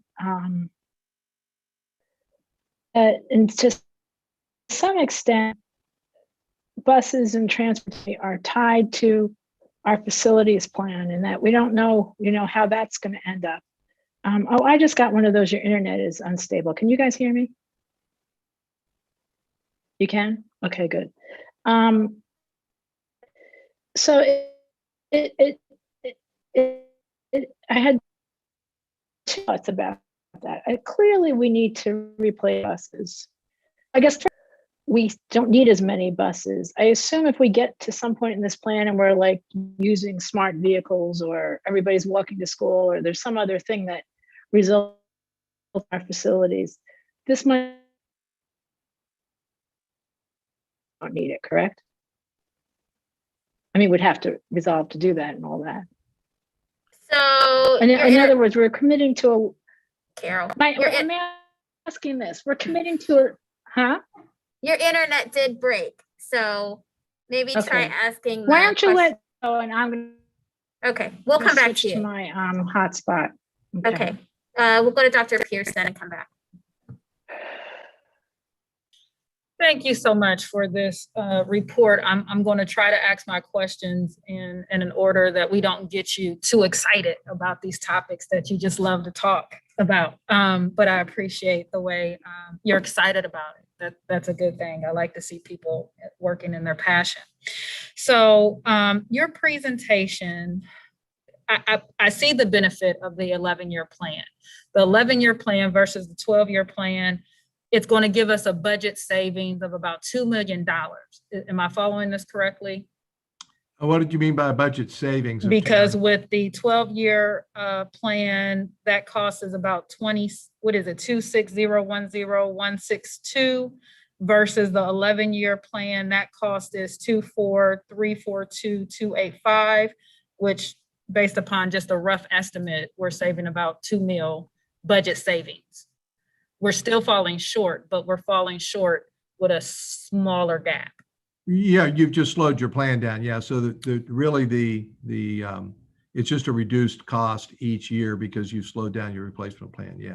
Excellent. So as a taxpayer, this is what we're working through. We're slowing that down. It's a budget savings, but we're falling short every 3 to 4 years. Am I correct in understanding that? And it just depends on how you use the funding that you put in up front. Okay, so from a board budgeting perspective, every 3 to 4 years, we could anticipate that we may have this shortfall where we may have to go and ask the community for additional funds. Is that a correct assessment? Well, yeah, and I think you once we get into this plan, one of the things we need to look at is if you take the even expenditure plan or the even drawdown, let's call it that, the even drawdown of the 80 million, whether you do it over 11 or 12 years, you're going to draw it down evenly. You're going to have to look at some form of replacement. But there are, of additional funds to replace that shortfall. So this is just two iterations of multiple iterations we could get into for how do you fund a replacement plan. This is just one example, and it quite frankly is not fully complete. But you are correct. We could set it up so that, all right, let's spend the money in 3 years. How short are we? What's the additional funding? And then kind of add a little juice to the program in 3 years or whatever time frame you wanted to look at. But I think what my tables demonstrate is that either you're short every year or you're really short in years 9, 10, 11, and 12. And so that's what I appreciate about all your tables. I think what I would appreciate seeing is how those additional funds can be used for a replacement plan, right? So as we think about what transportation will need to do to ensure that this plan is enacted with earnest, I would like them to also be equipped with, look, if you miss a point of replacing X, Y, and Z during this time frame, you're going to miss out on this additional funding source. And we need to be very clear in that, right? To let people know that we don't want them to get us to a point where our only funding source is going to the community and saying we need these additional dollars to keep our fleet in service. Does that make sense? Can we provide them with the framing so they understand why it's critical and key that they stick to this 11 to 12 year cycle? Because we don't want to assume that stuff can't happen. Maybe we have a really, really bad year and we can't replace as many as we want to. And instead of being on that full 11-year cycle, we're at 11 and a half year cycle, right? Or we push to that 12-year cycle. But I think providing that additional context and framing could be helpful to our transportation department. It could be helpful for me as a board member as well. Sure. And we knew that implementation of this plan is kind of the next, because at least we'll have some funding if this transfer goes through. So actually implementing it and having perhaps even a more specific couple of more iterations of examples of how you do that, how you actually implement and fund the program over time. And I'm sure it will be part of, because I'm going to do it, part of the discussion about looking at our overall life cycle replacement needs. As we did last spring during the millage committee, we'll roll this kind of a need into that request. But we're going to have to look at, I would recommend that we look at the plan long-term, whether it's 11 years or 12 years, no matter what, to look at those funding needs and figure out when and how much do you, as you mentioned, go back to the taxpayers and ask for that funding. And so I believe I understand your question and your intent, and that is, if you would allow me, phase 2 of this ongoing analysis. You do understand me. Thank you so much. I appreciate it. I'm smiling underneath the mask. And I'm excited that I understand what you're talking about. Thank you, board member, Dr. Pierce. All right, so we'll go back to board member Beckerly. Let's see how your internet is going. One can only hope. I guess a couple of questions I have, or the two questions I have is, does it make any sense rather than spreading? I mean, I'm assuming once we allocate this 80 million, it's set aside, right? Yes. So does it make any sense to front load the replacement given we've neglected this for so long? And like do 14 in the first couple of years to replace the older ones quicker and then maybe slow it down in the end? And then and that's just a thought, you guys know better than me. It's just occurring to me that, they might need a bigger infusion early on. Then the second, and you may have already ruled that out. We don't need to talk about it. I'm just tossing it out there. Sure. The second thing I want to make sure is if for some reason we don't need all these buses in the out years because everybody's flying around in jetpacks. I mean, I'm being sarcastic, but like there might be, we might come up with a facilities master plan that for some reason warrants less busing, for example. We just don't buy as many and we allocate that money back to the general fund. Or reallocate it to other life cycle replacement needs. Got it. That's it. That's all I got. Sure. And in response to your first question, I think what we did here was we replaced a substantially equal amount of buses every year for two reasons. One, because we want to reach the goal of the lower. Oh, you don't want it to come in clumps over anymore. time. It's the And I don't want to anti-lumpy. create more clumps. Thank you very much. Got it. Okay. Never mind. That's perfectly smart. Okay. Never Thanks. mind. No problem. Perfectly smart, Stan. What can I? Practically Never- perfect in every way. If you keep up with comments like this, we'll never get done. You'll never get to your executive session. I'll just keep here all night. We're just going to call it Mary Poppins. Okay, so I thank you, Board Member Beckerly. Over to Board Member Brown. Thank you. And thanks for the entertainment so far this evening. A lot of good things. I've looked at and thought about this, sat through the Finance Committee presentation of this, which was longer and more elaborate. I like the shortened version much, but I think this is really well thought out. I think that a lot of different options have been considered, and I really like that we have been moving over a number of years to these life cycle replacement plans, and having PI money allows us to do that and to fund that, and and instead of getting in the hole ever again. And that can be with a roof, or that can be with boilers, or it can be with school buses just as easily. And it takes a long time with a fleet as large as we operate. I keep hearing it's the largest bus fleet in the state.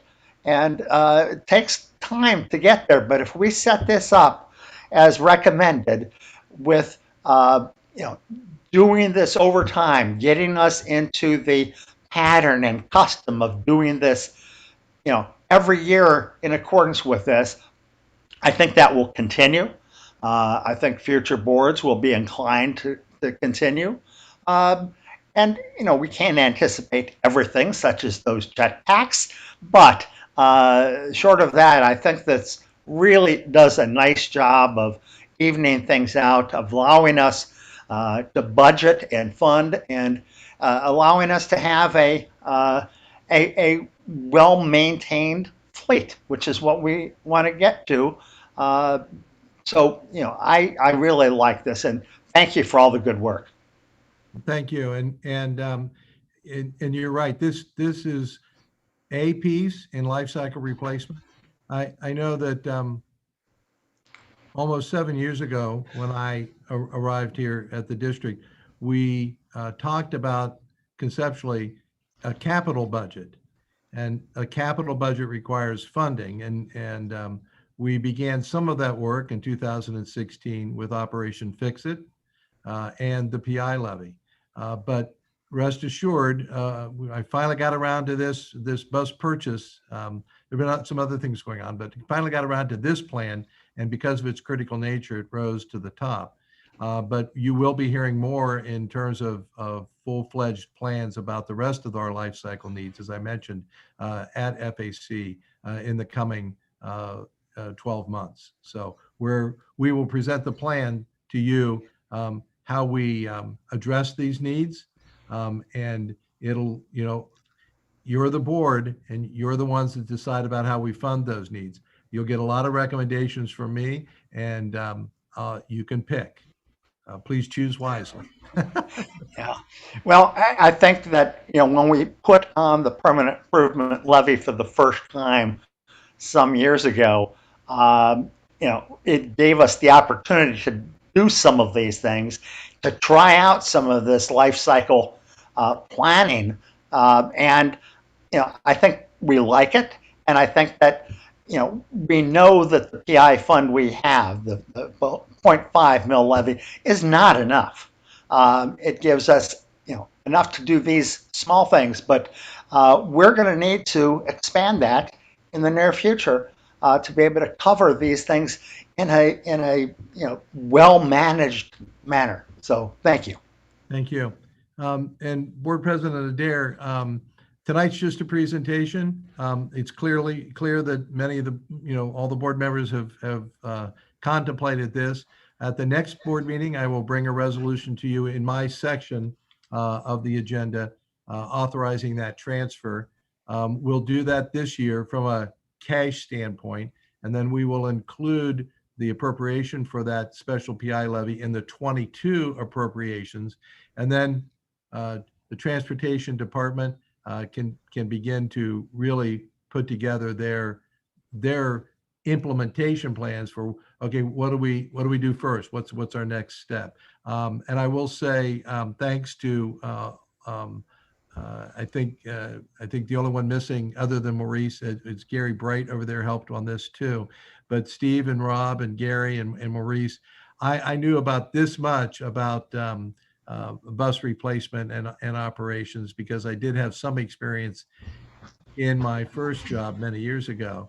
And so I learned a lot.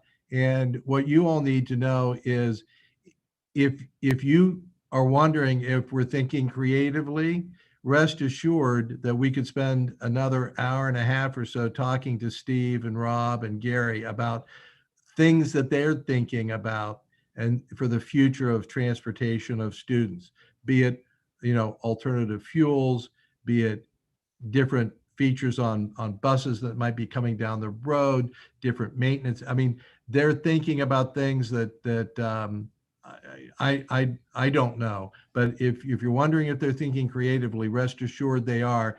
I had to remind them that I'm just doing the big picture here, that all those details we'll get to, but for now, let's get the concept out there. Let's make sure everybody understands where we're headed.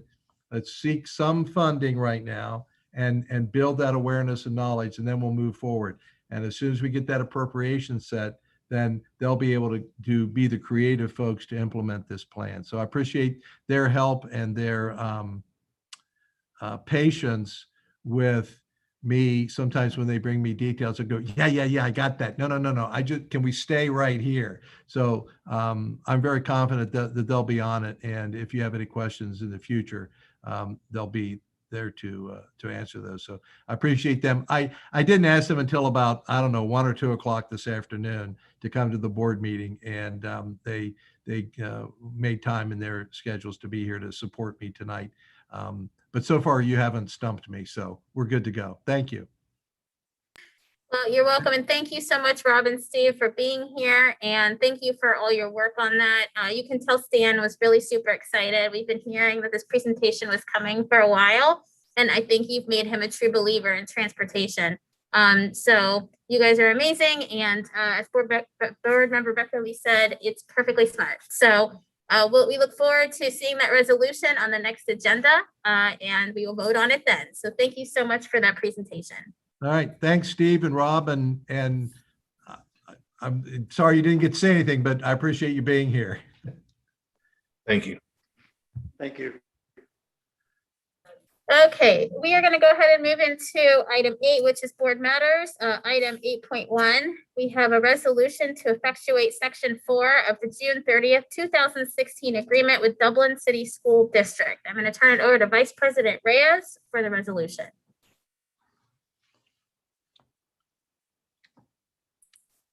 Thank you, President Adair.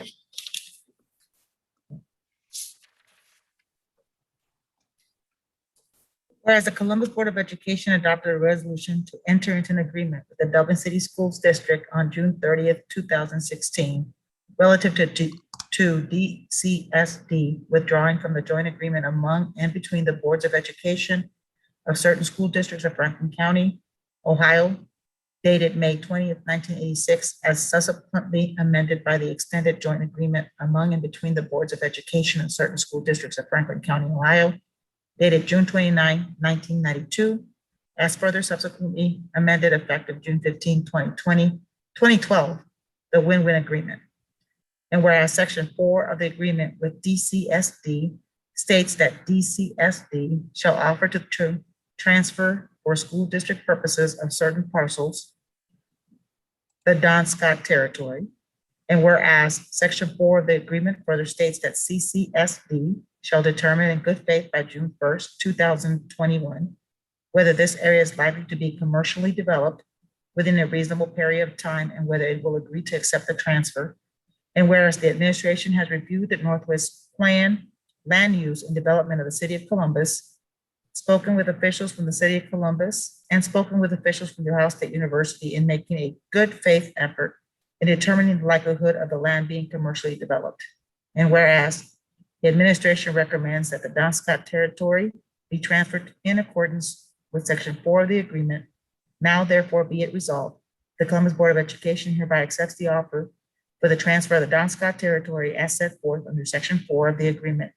And be it further resolved that the superintendent and treasurer are hereby authorized to take all steps necessary to implement the resolution in Section 4 of the agreement. That's a motion. Is there a second? I'll second. Sir, is there any discussion? Board Member Ragland, did you unmute yourself? Oh, no. Just for the vote, Madam President. I'm sorry. Oh, gotcha. Board Member Brown, did you have something else to say?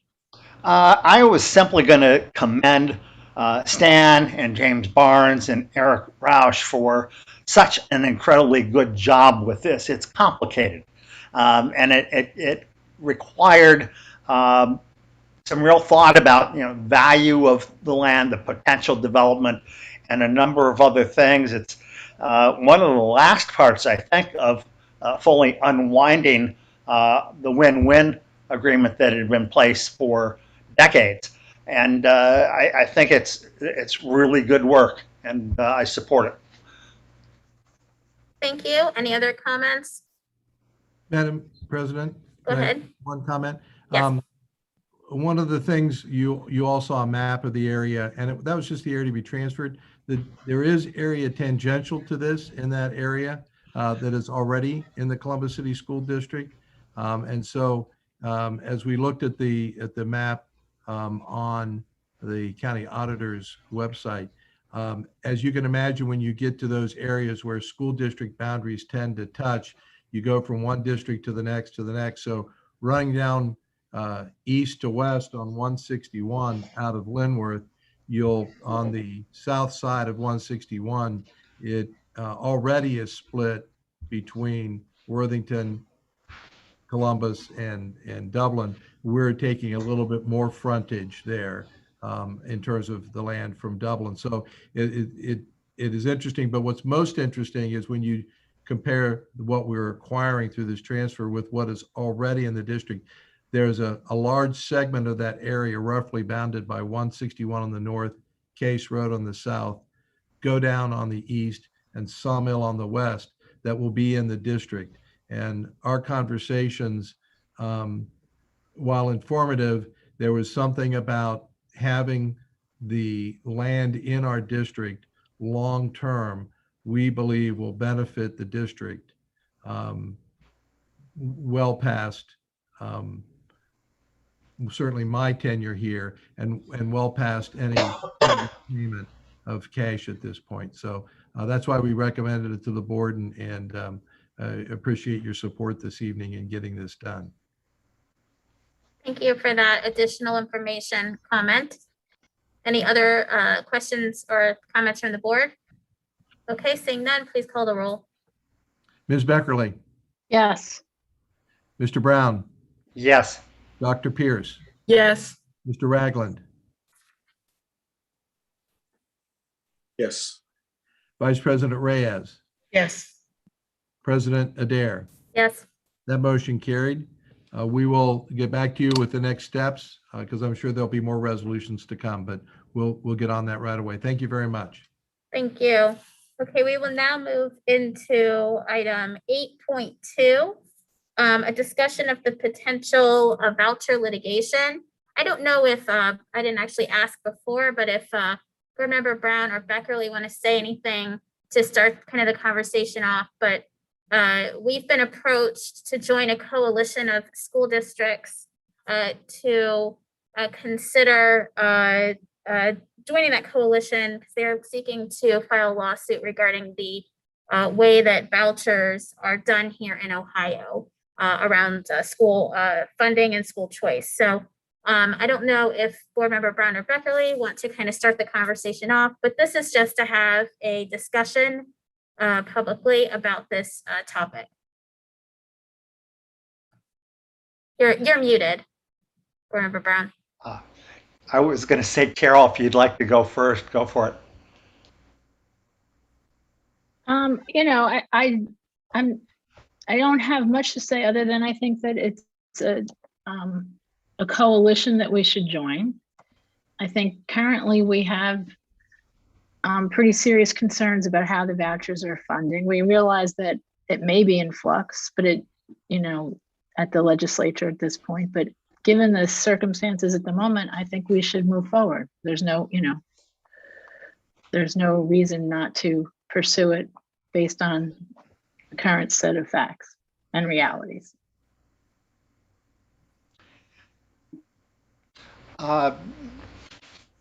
From my perspective, and I've been looking at, you know, this particular coalition and its thoughts and concerns and the good information that has been gathered over a couple of years. And I think that a lot of good work has been done. I think that the plans for this litigation are in really good shape. And I think it's something that not only should we consider, but I'm convinced that, and you know, and I've looked at this carefully, but I'm convinced that we should join. A couple of things about these Ed Choice vouchers that are, I think, relevant, and I know most of you were able to discuss this a few weeks ago. And a couple of you were unable to attend that particular meeting, but just a few observations that have, you know, caused me to think as I do. First, this has uncovered this problem where local school taxes, property taxes that our residents pay, don't necessarily go to where our residents voted for them to go, where our residents intended for them to go. These taxes are essentially misdirected, and the law is fairly clear that, you know, you vote on funding for a certain purpose. You know, the public body can't then take that and use it for some other purpose. And that's a part of what's being done here. Second, for each voucher student, for each voucher student, we, CCS, pay more than we receive. I mean, that's just very simple arithmetic. And that has, you know, at this point, we are number one in the state in terms of the number of voucher students in our district, as well as the cost of vouchers. The cost is well over $28 million, and that's a lot of money that I think our district is entitled to and should keep for the education of those students we have in public schools. The system of vouchers, of these Ed Choice vouchers, decreases equity and fairness throughout the district. We clearly are on record for equity and fairness, and you know, we favor doing things that help those who are neediest to get more resources because the need is there, and those who are doing fairly well may not get as much. But this system decreases that opportunity. It decreases the ability and capacity for public schools to improve and thrive. And importantly, this system, this plan of taking these dollars from public education to private education violates the Ohio Constitution, as far as I'm concerned. I believe that all 4 of the Drelf decisions were incorrectly made by the court at that time. I did not get an opportunity while I sat on that court to revisit those issues, but I think the court may have another such opportunity. What the Constitution provides about education is that the General Assembly is obligated to provide a thorough and efficient system of what they call common schools. Common schools is just another word for public schools, but that's what the General Assembly is required to do. It is not a system for providing dollars for every student to get an education of their choice. Public education under the Constitution is something that is, you know, the General Assembly's duty and obligation to provide for public schools. You know, if it read differently, I guess a constitution could be written to say that every student in the state gets state dollars for whatever education they might desire, whatever that is, and you know, that's just not currently the Constitution, and it's not what I think the people of Ohio have ever intended.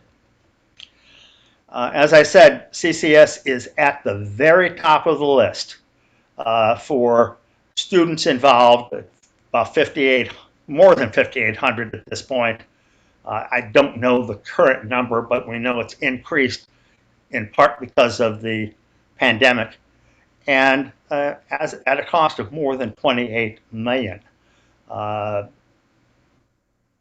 know, and there's smaller things within this. For example, as of 2019, when the legislature made a few changes, the students involved who take the funds with them to another private school don't need to have even attended public school for a day in their lives. You know, it's not as if the students are leaving and intending to make what they believe may be a better choice for them in their education. But these are students who have chosen private education. They are attending, they've never set foot in our schools, and yet this system allows them to receive these vouchers. And I think that's just wrong. So, you know, with all of that as among the reasons, and you know, this is complex enough, but there are lots more reasons, and weighing our duty to the public and to our community and to our taxpayers, I see that this would be a very important thing for Columbus City Schools to step up and become involved in and support. Thanks. Thank you, Board Member Brown and Beckerly, for starting that discussion. Other board members have comments on this topic?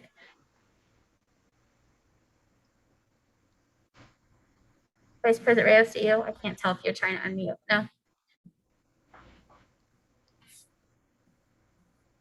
I mean, I can comment. I agree. I've also done the research that Board Member Brown has stated. I crunched the numbers and see how it actually puts us at a deficit. We provide monies. We take monies from students in the district to provide to these vouchers. So it does hurt the district. So we really need to make a decision to join this coalition. Thank you. Any other comments? Board Member Ragland.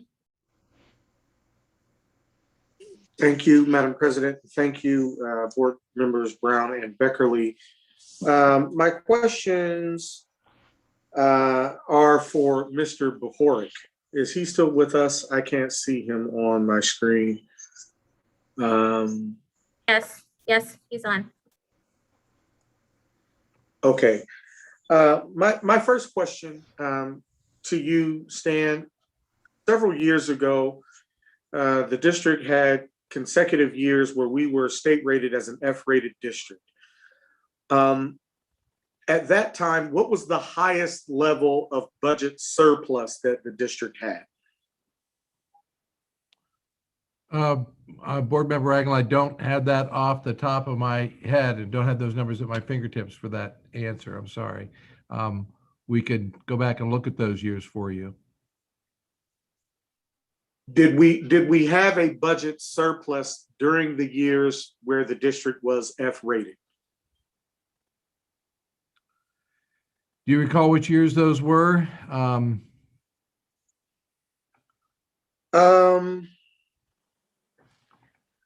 I'll pull up my forecast records. Let's go with 17 and 18.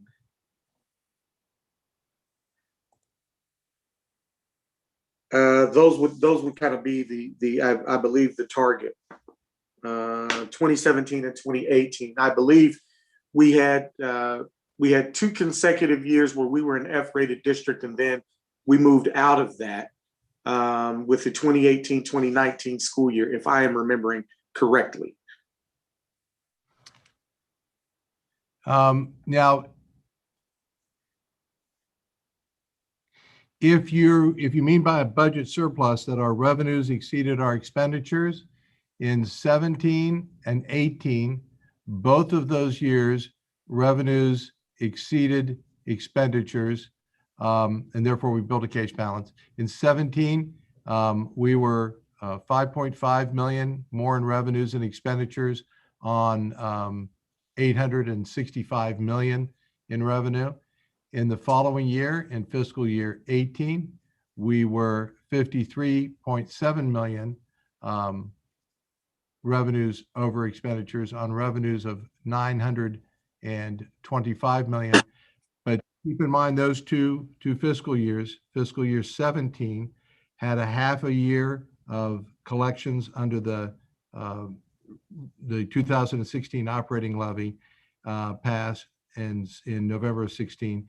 And then in fiscal year 18 was the first full year of collections. So the revenues were expected to be that's where you build cash balances in the first couple of years of an operating levy. But if by you mean surplus revenues over expenditures, yes, those 2 years we had a budgetary excess. So it was 53 million in excess in 2018, and we were an F-rated school district. Is that correct? Board Member Ragland, I don't know what our report card was at that point. I'll trust your recollection of that, but 53.7 million is the correct. I'm asking, Dr. Roush would know if those years line up. I see some folks are in the chat. If the year was 2018, where we were an F-rated district and the surplus was 53 million, I just need confirmation that was the case. That's all I'm asking. We were only F 1 year, Board Member Ragland. I will I don't want to give you a bad answer. So if you give me 1 minute, I can verify, but I believe it was 18 was the year that we had the F, but I don't want to give you bad info. So let me look that up really quickly and I'll get right back to you here. Okay, thank you. So, all right, I appreciate that. My next question, Stan, can you provide, okay, my question is, on average, what do we receive between state aid and local property taxes, as well as other monies per pupil for Columbus City Schools?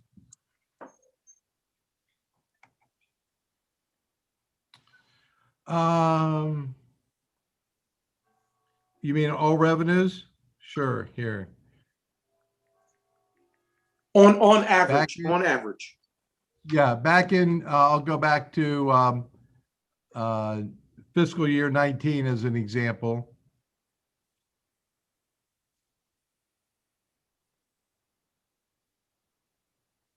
We received 959 million and change in revenues, and I'll use a number of 48,000 students. I don't know what the count was back then, but that would be just under $20,000 a student in all revenues that year. Okay, so we can okay, so we'll say 19,000 then would be fair. At that point in time, yes. Is that correct? Yes. Okay. What is the highest amount that a family can receive for an Ed Choice voucher to go to a private school?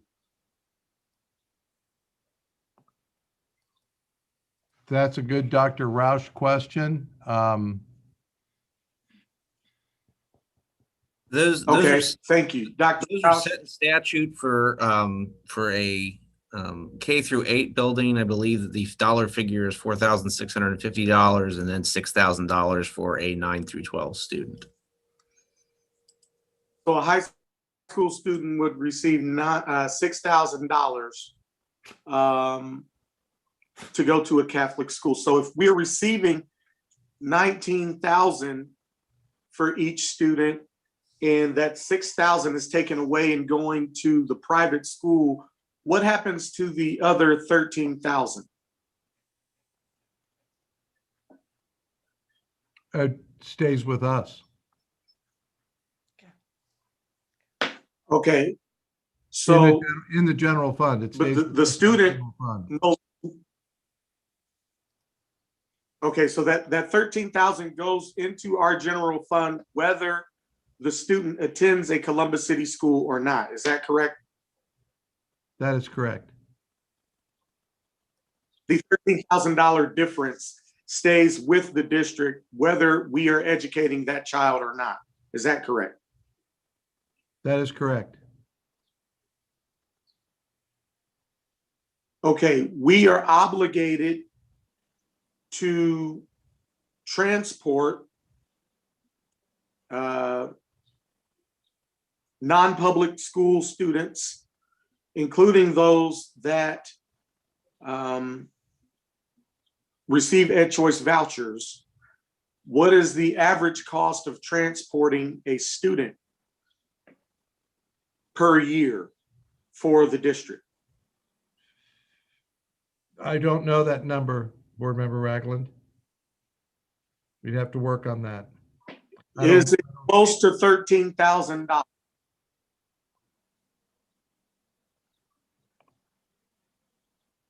Per student to transport them? I really don't. I don't want to give you a bad number. I don't have that, sir. Okay, that's fine. Thank you.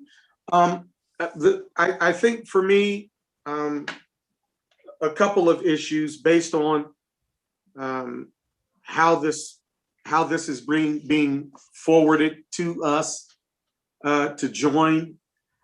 I believe that we cannot, out of the same mouth, say that we have an equity issue in this district and then tell families that they cannot find other options for their children. One of the things that really concerns me is that we're basing our desire to join this type of lawsuit on equity, which has been mentioned tonight, without necessarily saying straight out that we've had equity issues prior to Ed Choice vouchers even being a reality for families. And, you know, we spend a lot of time, and I wanted to get to the root of, you know, the budgetary discussion, because that's kind of where it started. But for me, this is about families who we would otherwise be servicing if we had our act together as a district. And what is happening in the greater Columbus area, and what has happened over the last several decades, is we've seen this outgrowth of individuals from the inner city into the suburbs because they are desirous of raising their families in other areas, because they cannot trust this district to produce quality young people with their students. And they are not shy about articulating that. We've seen specifically an increase in African-American middle-class families leave this city and this district for that very fact. We've seen a large number of them move into other suburban schools for that matter. We've seen our own employees for this district utilize the very Ed Choice vouchers that this lawsuit seeks to demonize for the same reasons that I've mentioned. For me, we have a lot of momentum moving towards everything positive that we have been working on as a school district over the last several years. This puts a target on our back, and the response to us joining this lawsuit will be a public information campaign that will serve as a referendum on some of the worst stories of individuals who have left this district over the last at least 10 years. And you will hear very articulate, smart young people give you horror stories about the things that we all know go on in some of our school buildings that we are attempting to strategically address through every other aspect of our service on this board. We do not need to make these types of enemies. People have chosen to leave this district. Our energy should be spent on improving our product so that we can do everything in our power to win them back, not demonize them for doing something that any of us would do because we have resources and they do not. This is a social justice issue for me, because I doubt very seriously that many of us would voluntarily place our children in some of our worst performing schools, knowing that we have the resources to do otherwise. And so how can I justify a single mother of 5 in Linden saying she's going to do something else for her children after she has seen some of the horror stories that do exist within our buildings? And we are trying our hardest to change that. Now, there are other school districts around this state that have other challenges.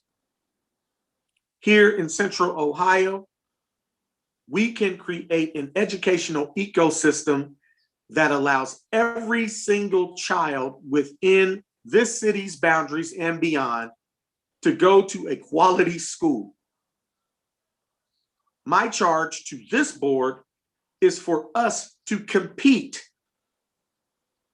Let us do the things that are necessary to break down the strongholds that have existed for decades in this district so that we can have the best schools possible, so that parents aren't making deficit decisions on where their children are educated.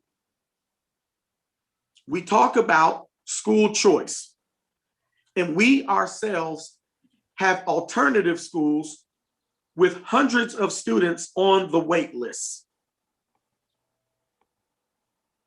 You cannot just show up to Columbus Alternative High School and enroll your child. How dare we tell a waitlisted parent that they have no other option but the ones that we give them, that they know that they don't like for their child? Now, again, we can have this conversation around this table and have it be very sanitary. But my suggestion is that we have this conversation at 9 a.m. at the Franklin County Courthouse, because that is where the failures of our district are manifesting themselves to the people who graduate from this district and cannot go out and get a job here in Central Ohio with the very corporations who we are seeking to support us. We need to be about the business of making our product better, and this type of a lawsuit is a distraction from that, in my opinion.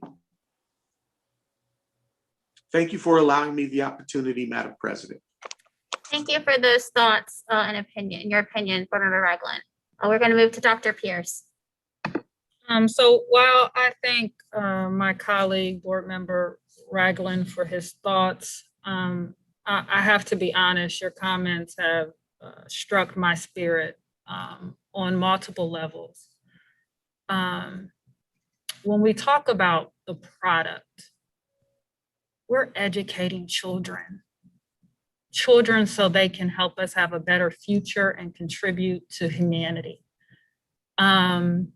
The line of questioning that you took our treasurer down related to the $13,000 that we keep for students almost monetized the students that are in our district, the students that are in our state.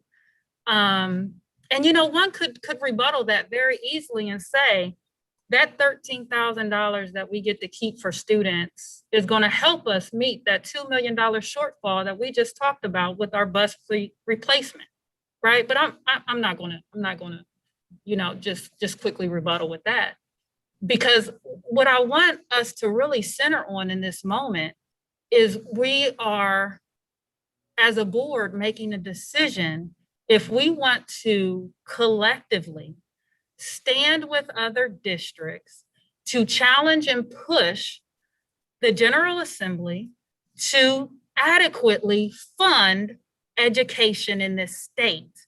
It is not a referendum on our Columbus City schools, on our students, on our teachers, on our staff, on how our administration is allocating dollars and what dollars we get to keep and what dollars we get to give away.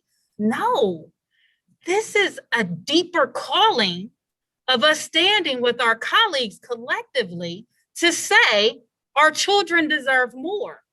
And the fact that we have sat here, it's not even we. The fact that you took such a broad stroke with that, it hits my spirit in an interesting way. Having seen our students who are in the district, having spoke to our families on a regular basis, which I know you do, for you to say African-American middle-class families are moving out of our district, you know, my thing is, do we have data to show it's only African-American families. What other families are moving out of our district? Do we have exit interviews? So, as you're talking, I'm thinking about how can we begin to qualify these statements? Because in essence, what you did was took this broad stroke and made it a referendum against our students in our district, and that is unfair. That's very unfair. What our question here tonight is, do we want to stand? Nobody interrupted you when you were speaking, Board Member Ragland.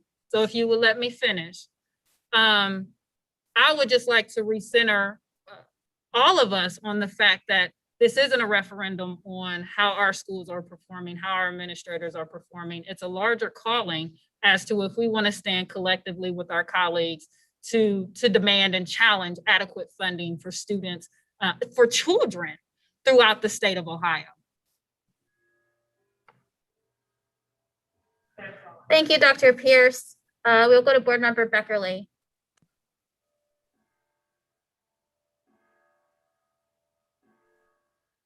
I just want to say that there's one thing that rings true to me that I think is worth finding a common ground on. I agree that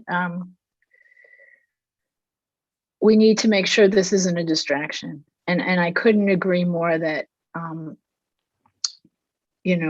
that's at risk because our primary goal is to make our schools great and to improve them where we need to and to elevate, across and solve the equity problem. I mean, all of that is clear and we cannot do anything that distracts us from that.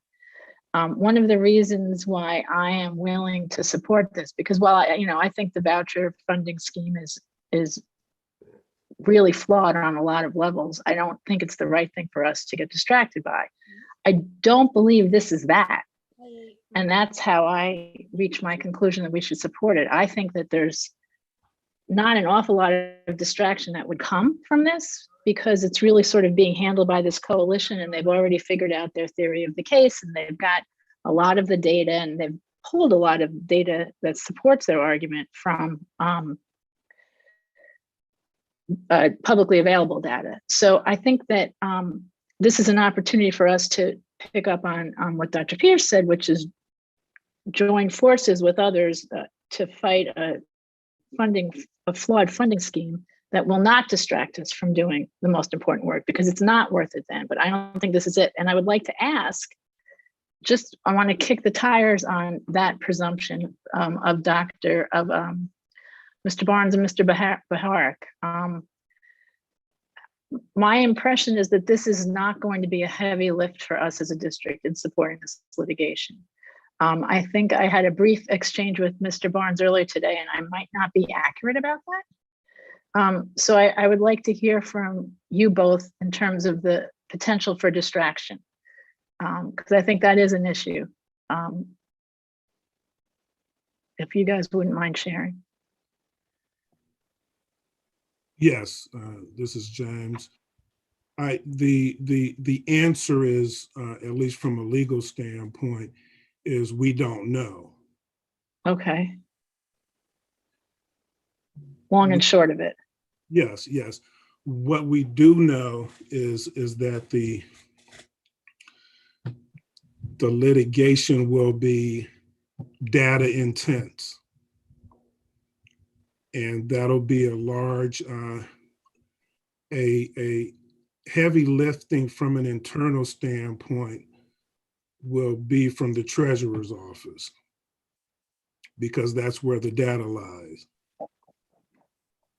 And in regards to assisting with the litigation, of course, it will require some lifting on the part of the district's internal legal department. And it's not going to be, it's not going to be the internal legal department taking the lead on the litigation, because again, there will be many districts that are going to be involved. But because the Columbus City School District is the largest in the state, the internal lifting on our part is likely to be heavier than other districts. So we will be acting in a supporting role. But again, I have to circle back to there are a lot of unknowns.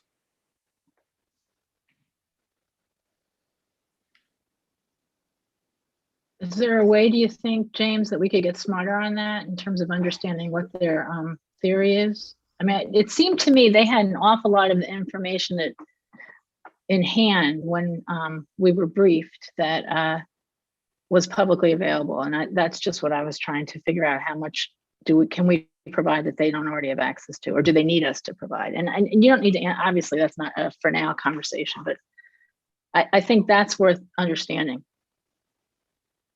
Yes, and we do have some knowns in regards to numbers, but we're going to have to get far more specific than what is available publicly.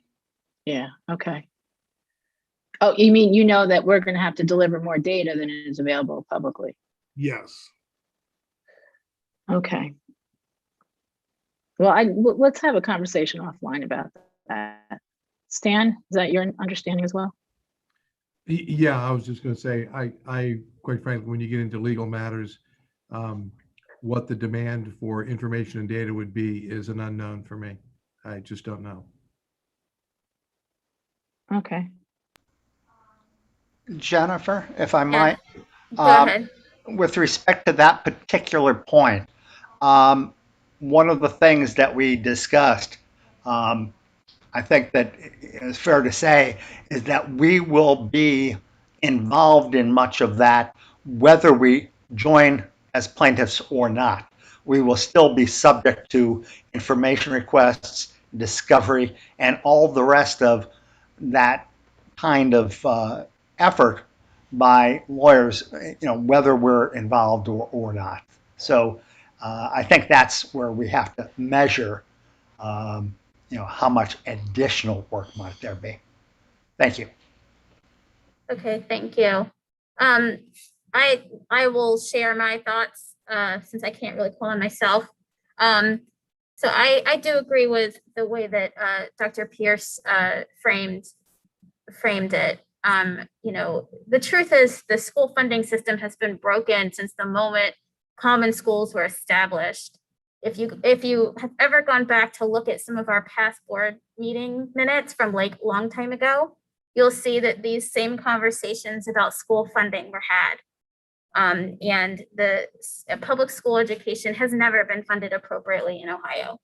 And, I feel it's my duty as a public official on this board elected to do everything I can to ensure that our students have everything that they need.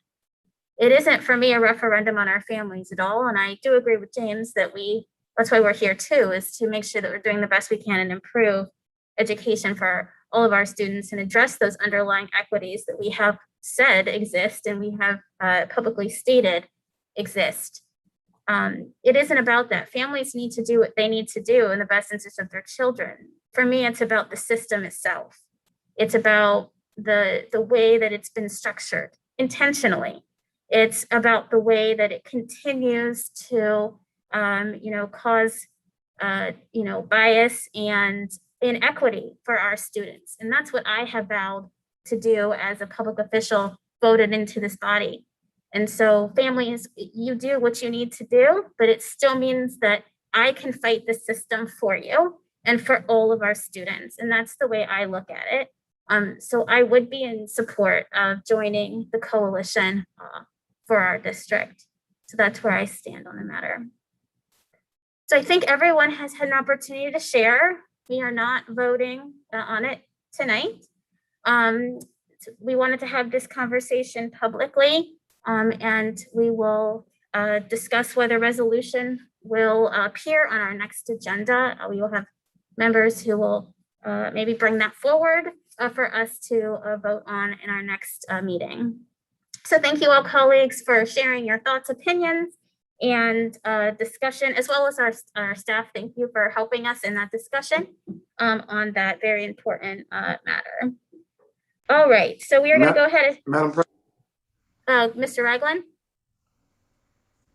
Yes, I was questioned directly by Dr. Pierce. I would like to respond to that. I really don't want to get into debate. She was really just sharing, I think, her reaction to you and her feelings. I don't think she was trying to debate you. So perhaps it could be something that you two could talk through offline. I don't think we need to have a debate about it. Not necessarily a debate. I do think that this is a public discussion, and it was a public comment made towards me. I just wanted to address something because my emphasis was on the children, not the funding. I asked the question about the funding because the initial framing of the conversation was about funding. The data does exist around folks leaving Central Ohio. You've got Urban League data that shows a decrease in the number of African Americans over time from the central city into the suburbs. You've got all types of data that show. And then if you ask these folks, they will tell you very directly why they're moving to Gahanna, why they're moving to Pickerington. And it has a lot to do with what we are or are not doing in here. And I don't want anybody to think that what I'm talking about has anything to do with a dollar amount. It does not. In fact, it's the exact opposite. I think every child should go to a school that best suits them. And if the state wants to pay for it, that's great. My whole thing is, let's make sure that they're saying, oh, this Columbus City school could be the best for my child, not I know that it isn't. And so that's why I'm leaving. I just wanted to make sure that that was clear. Okay, thank you for that clarification. All right, we will move on to the consent agenda. The items in our consent agenda are items 10.1 to 23.12. Are there any items on the consent agenda any member would like to pull off for separate consideration? Okay, seeing none. Is there a motion Yes. to? Yes, 19.1 if possible. Okay, Board Member Ragland has requested, and are you making a motion, sir? Yes, I move that we remove 19.1 from the consent agenda for brief commentary from Dr. Dixon on the staffing changes.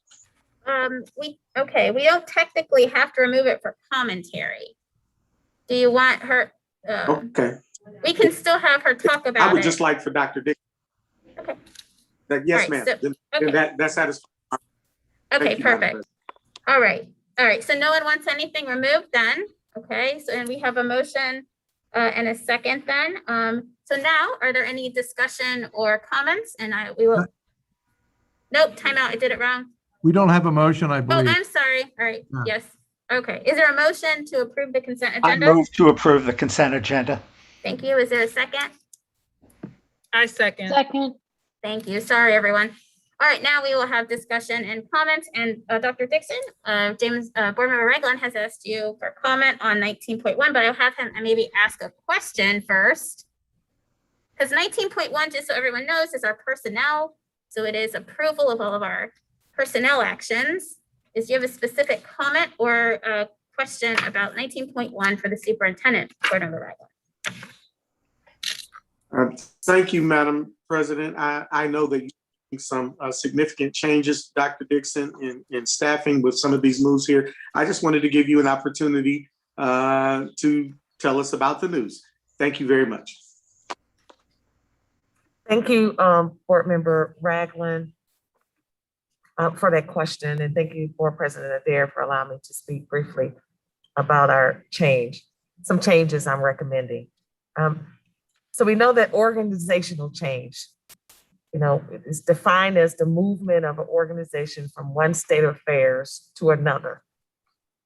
And that involves a change in structure, strategy, policies, procedures, technology, or culture.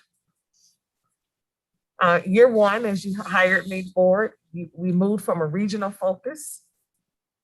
We have 6 regions led by 6 area superintendents. We created an engagement strategy and a transformation strategy. We completed a curriculum and management audit. our HR assessment, our transportation audit.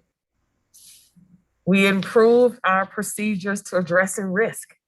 And we celebrated that tonight with this audit that we have, this clean audit. We also have redesigned the CFO's office. We've added support in the internal auditor's office. That's the redesigning. We've created a chief of equity, and we're working to redefine our equity policy. And we're also adding policies, new policies based on our PDK audit. We've also completed a district visionary exercise, and the board adopted a portrait of a graduate. It has 6 attributes. That is the community's hopes and dreams and aspirations for our students, along with the board goals and the board guardrails. So these were significant changes that we've made in 2 years. And now we need to do some more changes. And that is to make sure that we have the focus on each of these strategies. And I needed to add additional staff members and to move some staff members to lead these important strategies moving forward. So you will see, you'll see some more resignations as we have from people who are exiting the organizations for other opportunities. And you also will see some resignations for some people who came to the organizations to help with this organization culture and its shift. Like Myra Wright, Terry Breeden, Dr. Terry Breeden, they came to help. And you will see, again, as I stated, some others that will leave for other opportunities. And you also will see some people who are staying to lead the strategy, but in a different role. Their roles are important. Their expertise to this work in those new roles are important to this organization. And you will also see some new positions that will be created. So we need to make this organizational shift. We will be a top district. I've stated that. We're going to be leading. We're going to be a leading urban district. And with that, we have to continue to make changes and make sure we are led by the strategy, that we can bring the results to the board and to the public so they can see how we are doing in this organization. So those changes that you see, those staff changes will help get us there, and there will be more changes forthcoming. So thank you. Thank you, Dr. Dixon. Other questions? I see Dr. Pierce has her hand up. Dr. Pierce? Yeah, so I have a more specific question to kind of continue Board Member Ragland's question. When we look specifically at our administrators, we see 3 key administrators, Dr. Michelle Klein, Maurice Odom, and Dr. John Stanford are transitioning into new positions. You know, I don't think I need to say this, but when we talk about Dr. John Stanford, he's one of those individuals that is very near and dear to our community. And so what I would like to do is provide you, Dr. Dixon, with an opportunity to explain the transition with him moving from Deputy Superintendent to Senior Chief of Strategic Implementation, how that aligns with the goals and guardrails and the mission and the vision that we have moving forward. Thank you, Dr. Pierce, but I think all of our moves are important moves, and we have people who've been dedicated to this organization, like Dr. Stanford, Dr. Maurice Odom, and Mr. Odom and Dr. Klein. Dr. Stanford will lead that strategy. He brings to this role, he will be facilitating the facilities master plan. He's leading that effort. He will continue that. He will also be working on establishing a Columbus Foundation. We talked about that, and that was one of the desires of the board. We want to look at additional funding opportunities for our schools. And he will also be facilitating, he's working with the city on a potential scholarship partnership with the city of Columbus and some other entities. So Dr. Stanford has brought expertise to this organization for many years. He will continue to bring those expertise to this organization, as will Maurice Odom, who is shifting to a role that was vacated by Annette Maru when she retired. I wanted his expertise in that role. And Dr. Michelle Klein will be shifting to more of a student services focus, as I'm going to bring in another leader that's going to focus on data, bringing in a chief of performance. And so the chief of performance will focus on data, and Dr. Klein's office will focus more on student services. And again, there are going to be some additional shifts that are going to happen.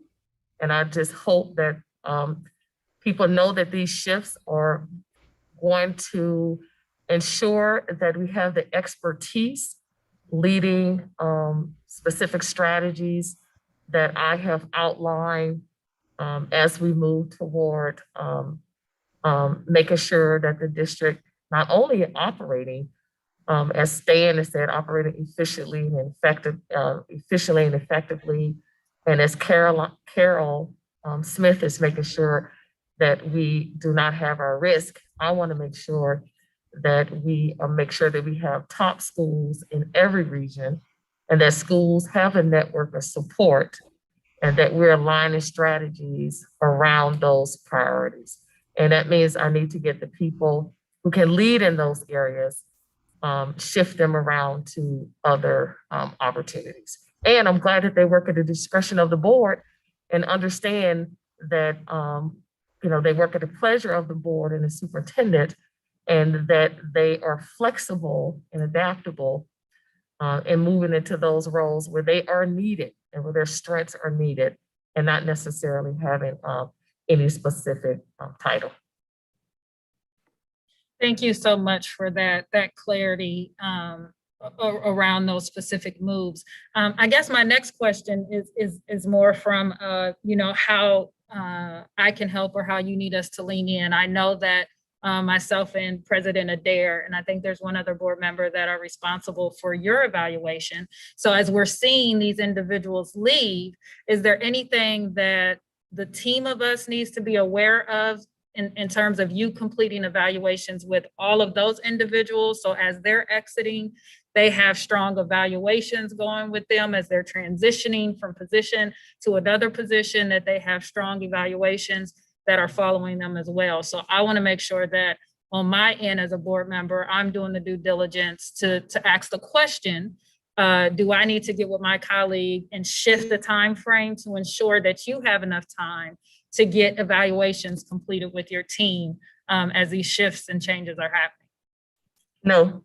No, you can proceed on however you guys want to proceed with your evaluation of me. Is you choose that timeline. So okay. I don't need any additional things from the board. Yeah, the timelines are already actually set and approved by the board, and so we're good for this year. But Dr. Pierce is right, as we come into the next year, which actually ends in a month, by the way, because our review period is ending in June. And so for the next cycle, she's right in terms of how we look at this going forward and do this evaluation. So, and we'll have those conversations, obviously. Yeah. Thank you, Dr. Pierce, for that question, and thank you, Board President Adair. Okay, any other comments about items on the consent agenda? All right, seeing none, please call the roll. Wait, I did have another comment. Oh, I'm sorry, Dr. Pierce. I did have another, and this is more of a comment for 13, I guess 13.1 through all of them. As we're looking at these allocations for programming, I'm thinking about our gifted services, chess programs, the programs that are really student or educator to student based that are ran in the schools. Are there some that we can anticipate coming down the pipeline this summer, gearing up for the school year? I guess I expected to see more student activities, more student-based programming. I'm sorry if I understand your question, Dr. Pierce. Are you asking if we're going to have some more people boarded that's going to lead some more of those student organizations moving forward? No, Okay. I guess more vendors, more Okay. programs that we're going to adopt for the upcoming school year, for maybe some of our summer programs. Oh, gotcha. I thought we would be spending more money. Yeah, well, one of the things that we're going to do, we partner with a lot of organizations for this summer, and we're hoping that some of those partnerships will lead to some student organizations during the school year. And so you would see more during this fall forthcoming. And then also we are going to be utilizing some different additional funding sources too. So we are making sure that as we use our additional dollars, for example, our ESSER dollars, our rescue recovery dollars, we're adding metrics to that so we can show the board and the public how we're evaluating those programs. So you'll see more legislation come on a little later. We just want to make sure that those metrics come forth before we move those for board approval.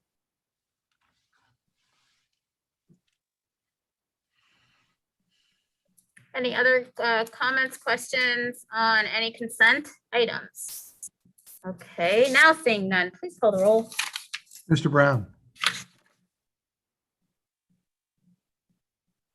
Yes. Dr. Pierce, Yes. Mr. Ragland, Yes. Vice President Reyes, Yes. President Adair, Yes, Ms. Beggerly. Yes. That motion carried. thank you so much. All right, we will now move to item 24.1, which is board announcements. Any members have any announcements this evening? I don't see any, but I do want to remind everyone, or Dr. Pierce, I keep missing you. It's okay. So my announcement is really a simple one, and it relates to the board matters that we just adopted with Dr. Morse coming in to continue her work with our Black girls. And so, I just want to give kudos to all of our community members, that are leaning in to continue the work that we're doing with not just our Black girls, our Black males, all of our students. When I think about our ELL students and how we have community partners that are starting different organizations, tutoring and helping those families, I just want to give a big kudos to not just our administrators, but also the community for the great work that we're doing to really meet our students' academic needs, but also those social emotional needs within the framework of equity, right? To look at these systematic issues, these systematic policies that are hindering the opportunities, are limiting the opportunities of our students. So I was beyond thrilled to see that we are spending money and bringing her in, and beyond thrilled that even the Cleveland Browns and all these, the Columbus Rotary are donating money to these great programs that impact our students in immeasurable and valuable ways. So just kudos to everybody and thank you for the hard work. Thank you, Dr. Pierce. Vice President Reyes. Thank you, President Adair. I just wanted to send out a reminder. Tomorrow, Region 1 is having their FMP envisioning phase. So we have our meeting tomorrow, Wednesday, May 19th. It starts at 7:30, but we'll open the Zoom at 7:15. So this is Region 1, West Side, the best side. So please join us. We encourage everyone to come in. Again, this is important to our district. It's important to our students as we move forward. Thank you.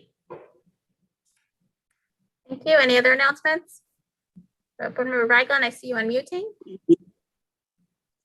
Yes, ma'am. Thank you, Madam President.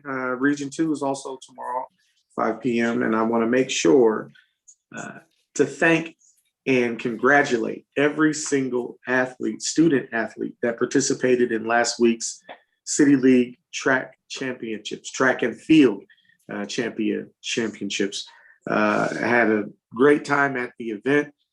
I saw a lot of good athletes competing, and every single one of you should be commended for the dedication that it took to get to where you were all of last week. So it was a really, really well done event. Kudos to the entire staff at Afrocentric, all of our safety and security folks, Dr. Clarno and his team. Very well done, and looking forward to seeing more success from our students as they continue to compete towards state championships. Thank you, ma'am. Any other comments? All right. We are going to now move into executive session. Vice President Reyes, you have the motion. Thank you. I move the Board of Education recess into executive session for section 121.22 G3 of the Ohio Revised Code to confer with an attorney for a public body concerning disputes involving the public body that are the subject of pending or imminent court action. And per section 121.22 G4 of the Ohio Revised Code to prepare for, conduct, or review negotiations or bargaining sessions with public employees concerning their compensation or other terms and conditions of their employment. That was a motion. Is there a second? I'll second, provided we take a short break. Short, very short. Okay. Please call the roll. Dr. Pierce, Yes. Mr. Ragland,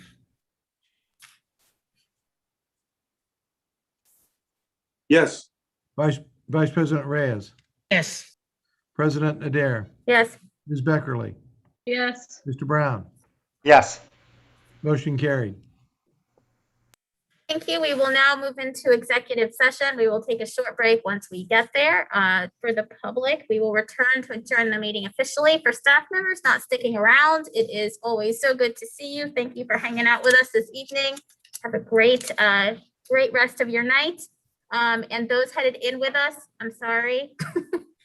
We'll try to make it short, but we have lots to talk about tonight. So see you inside. See you outside.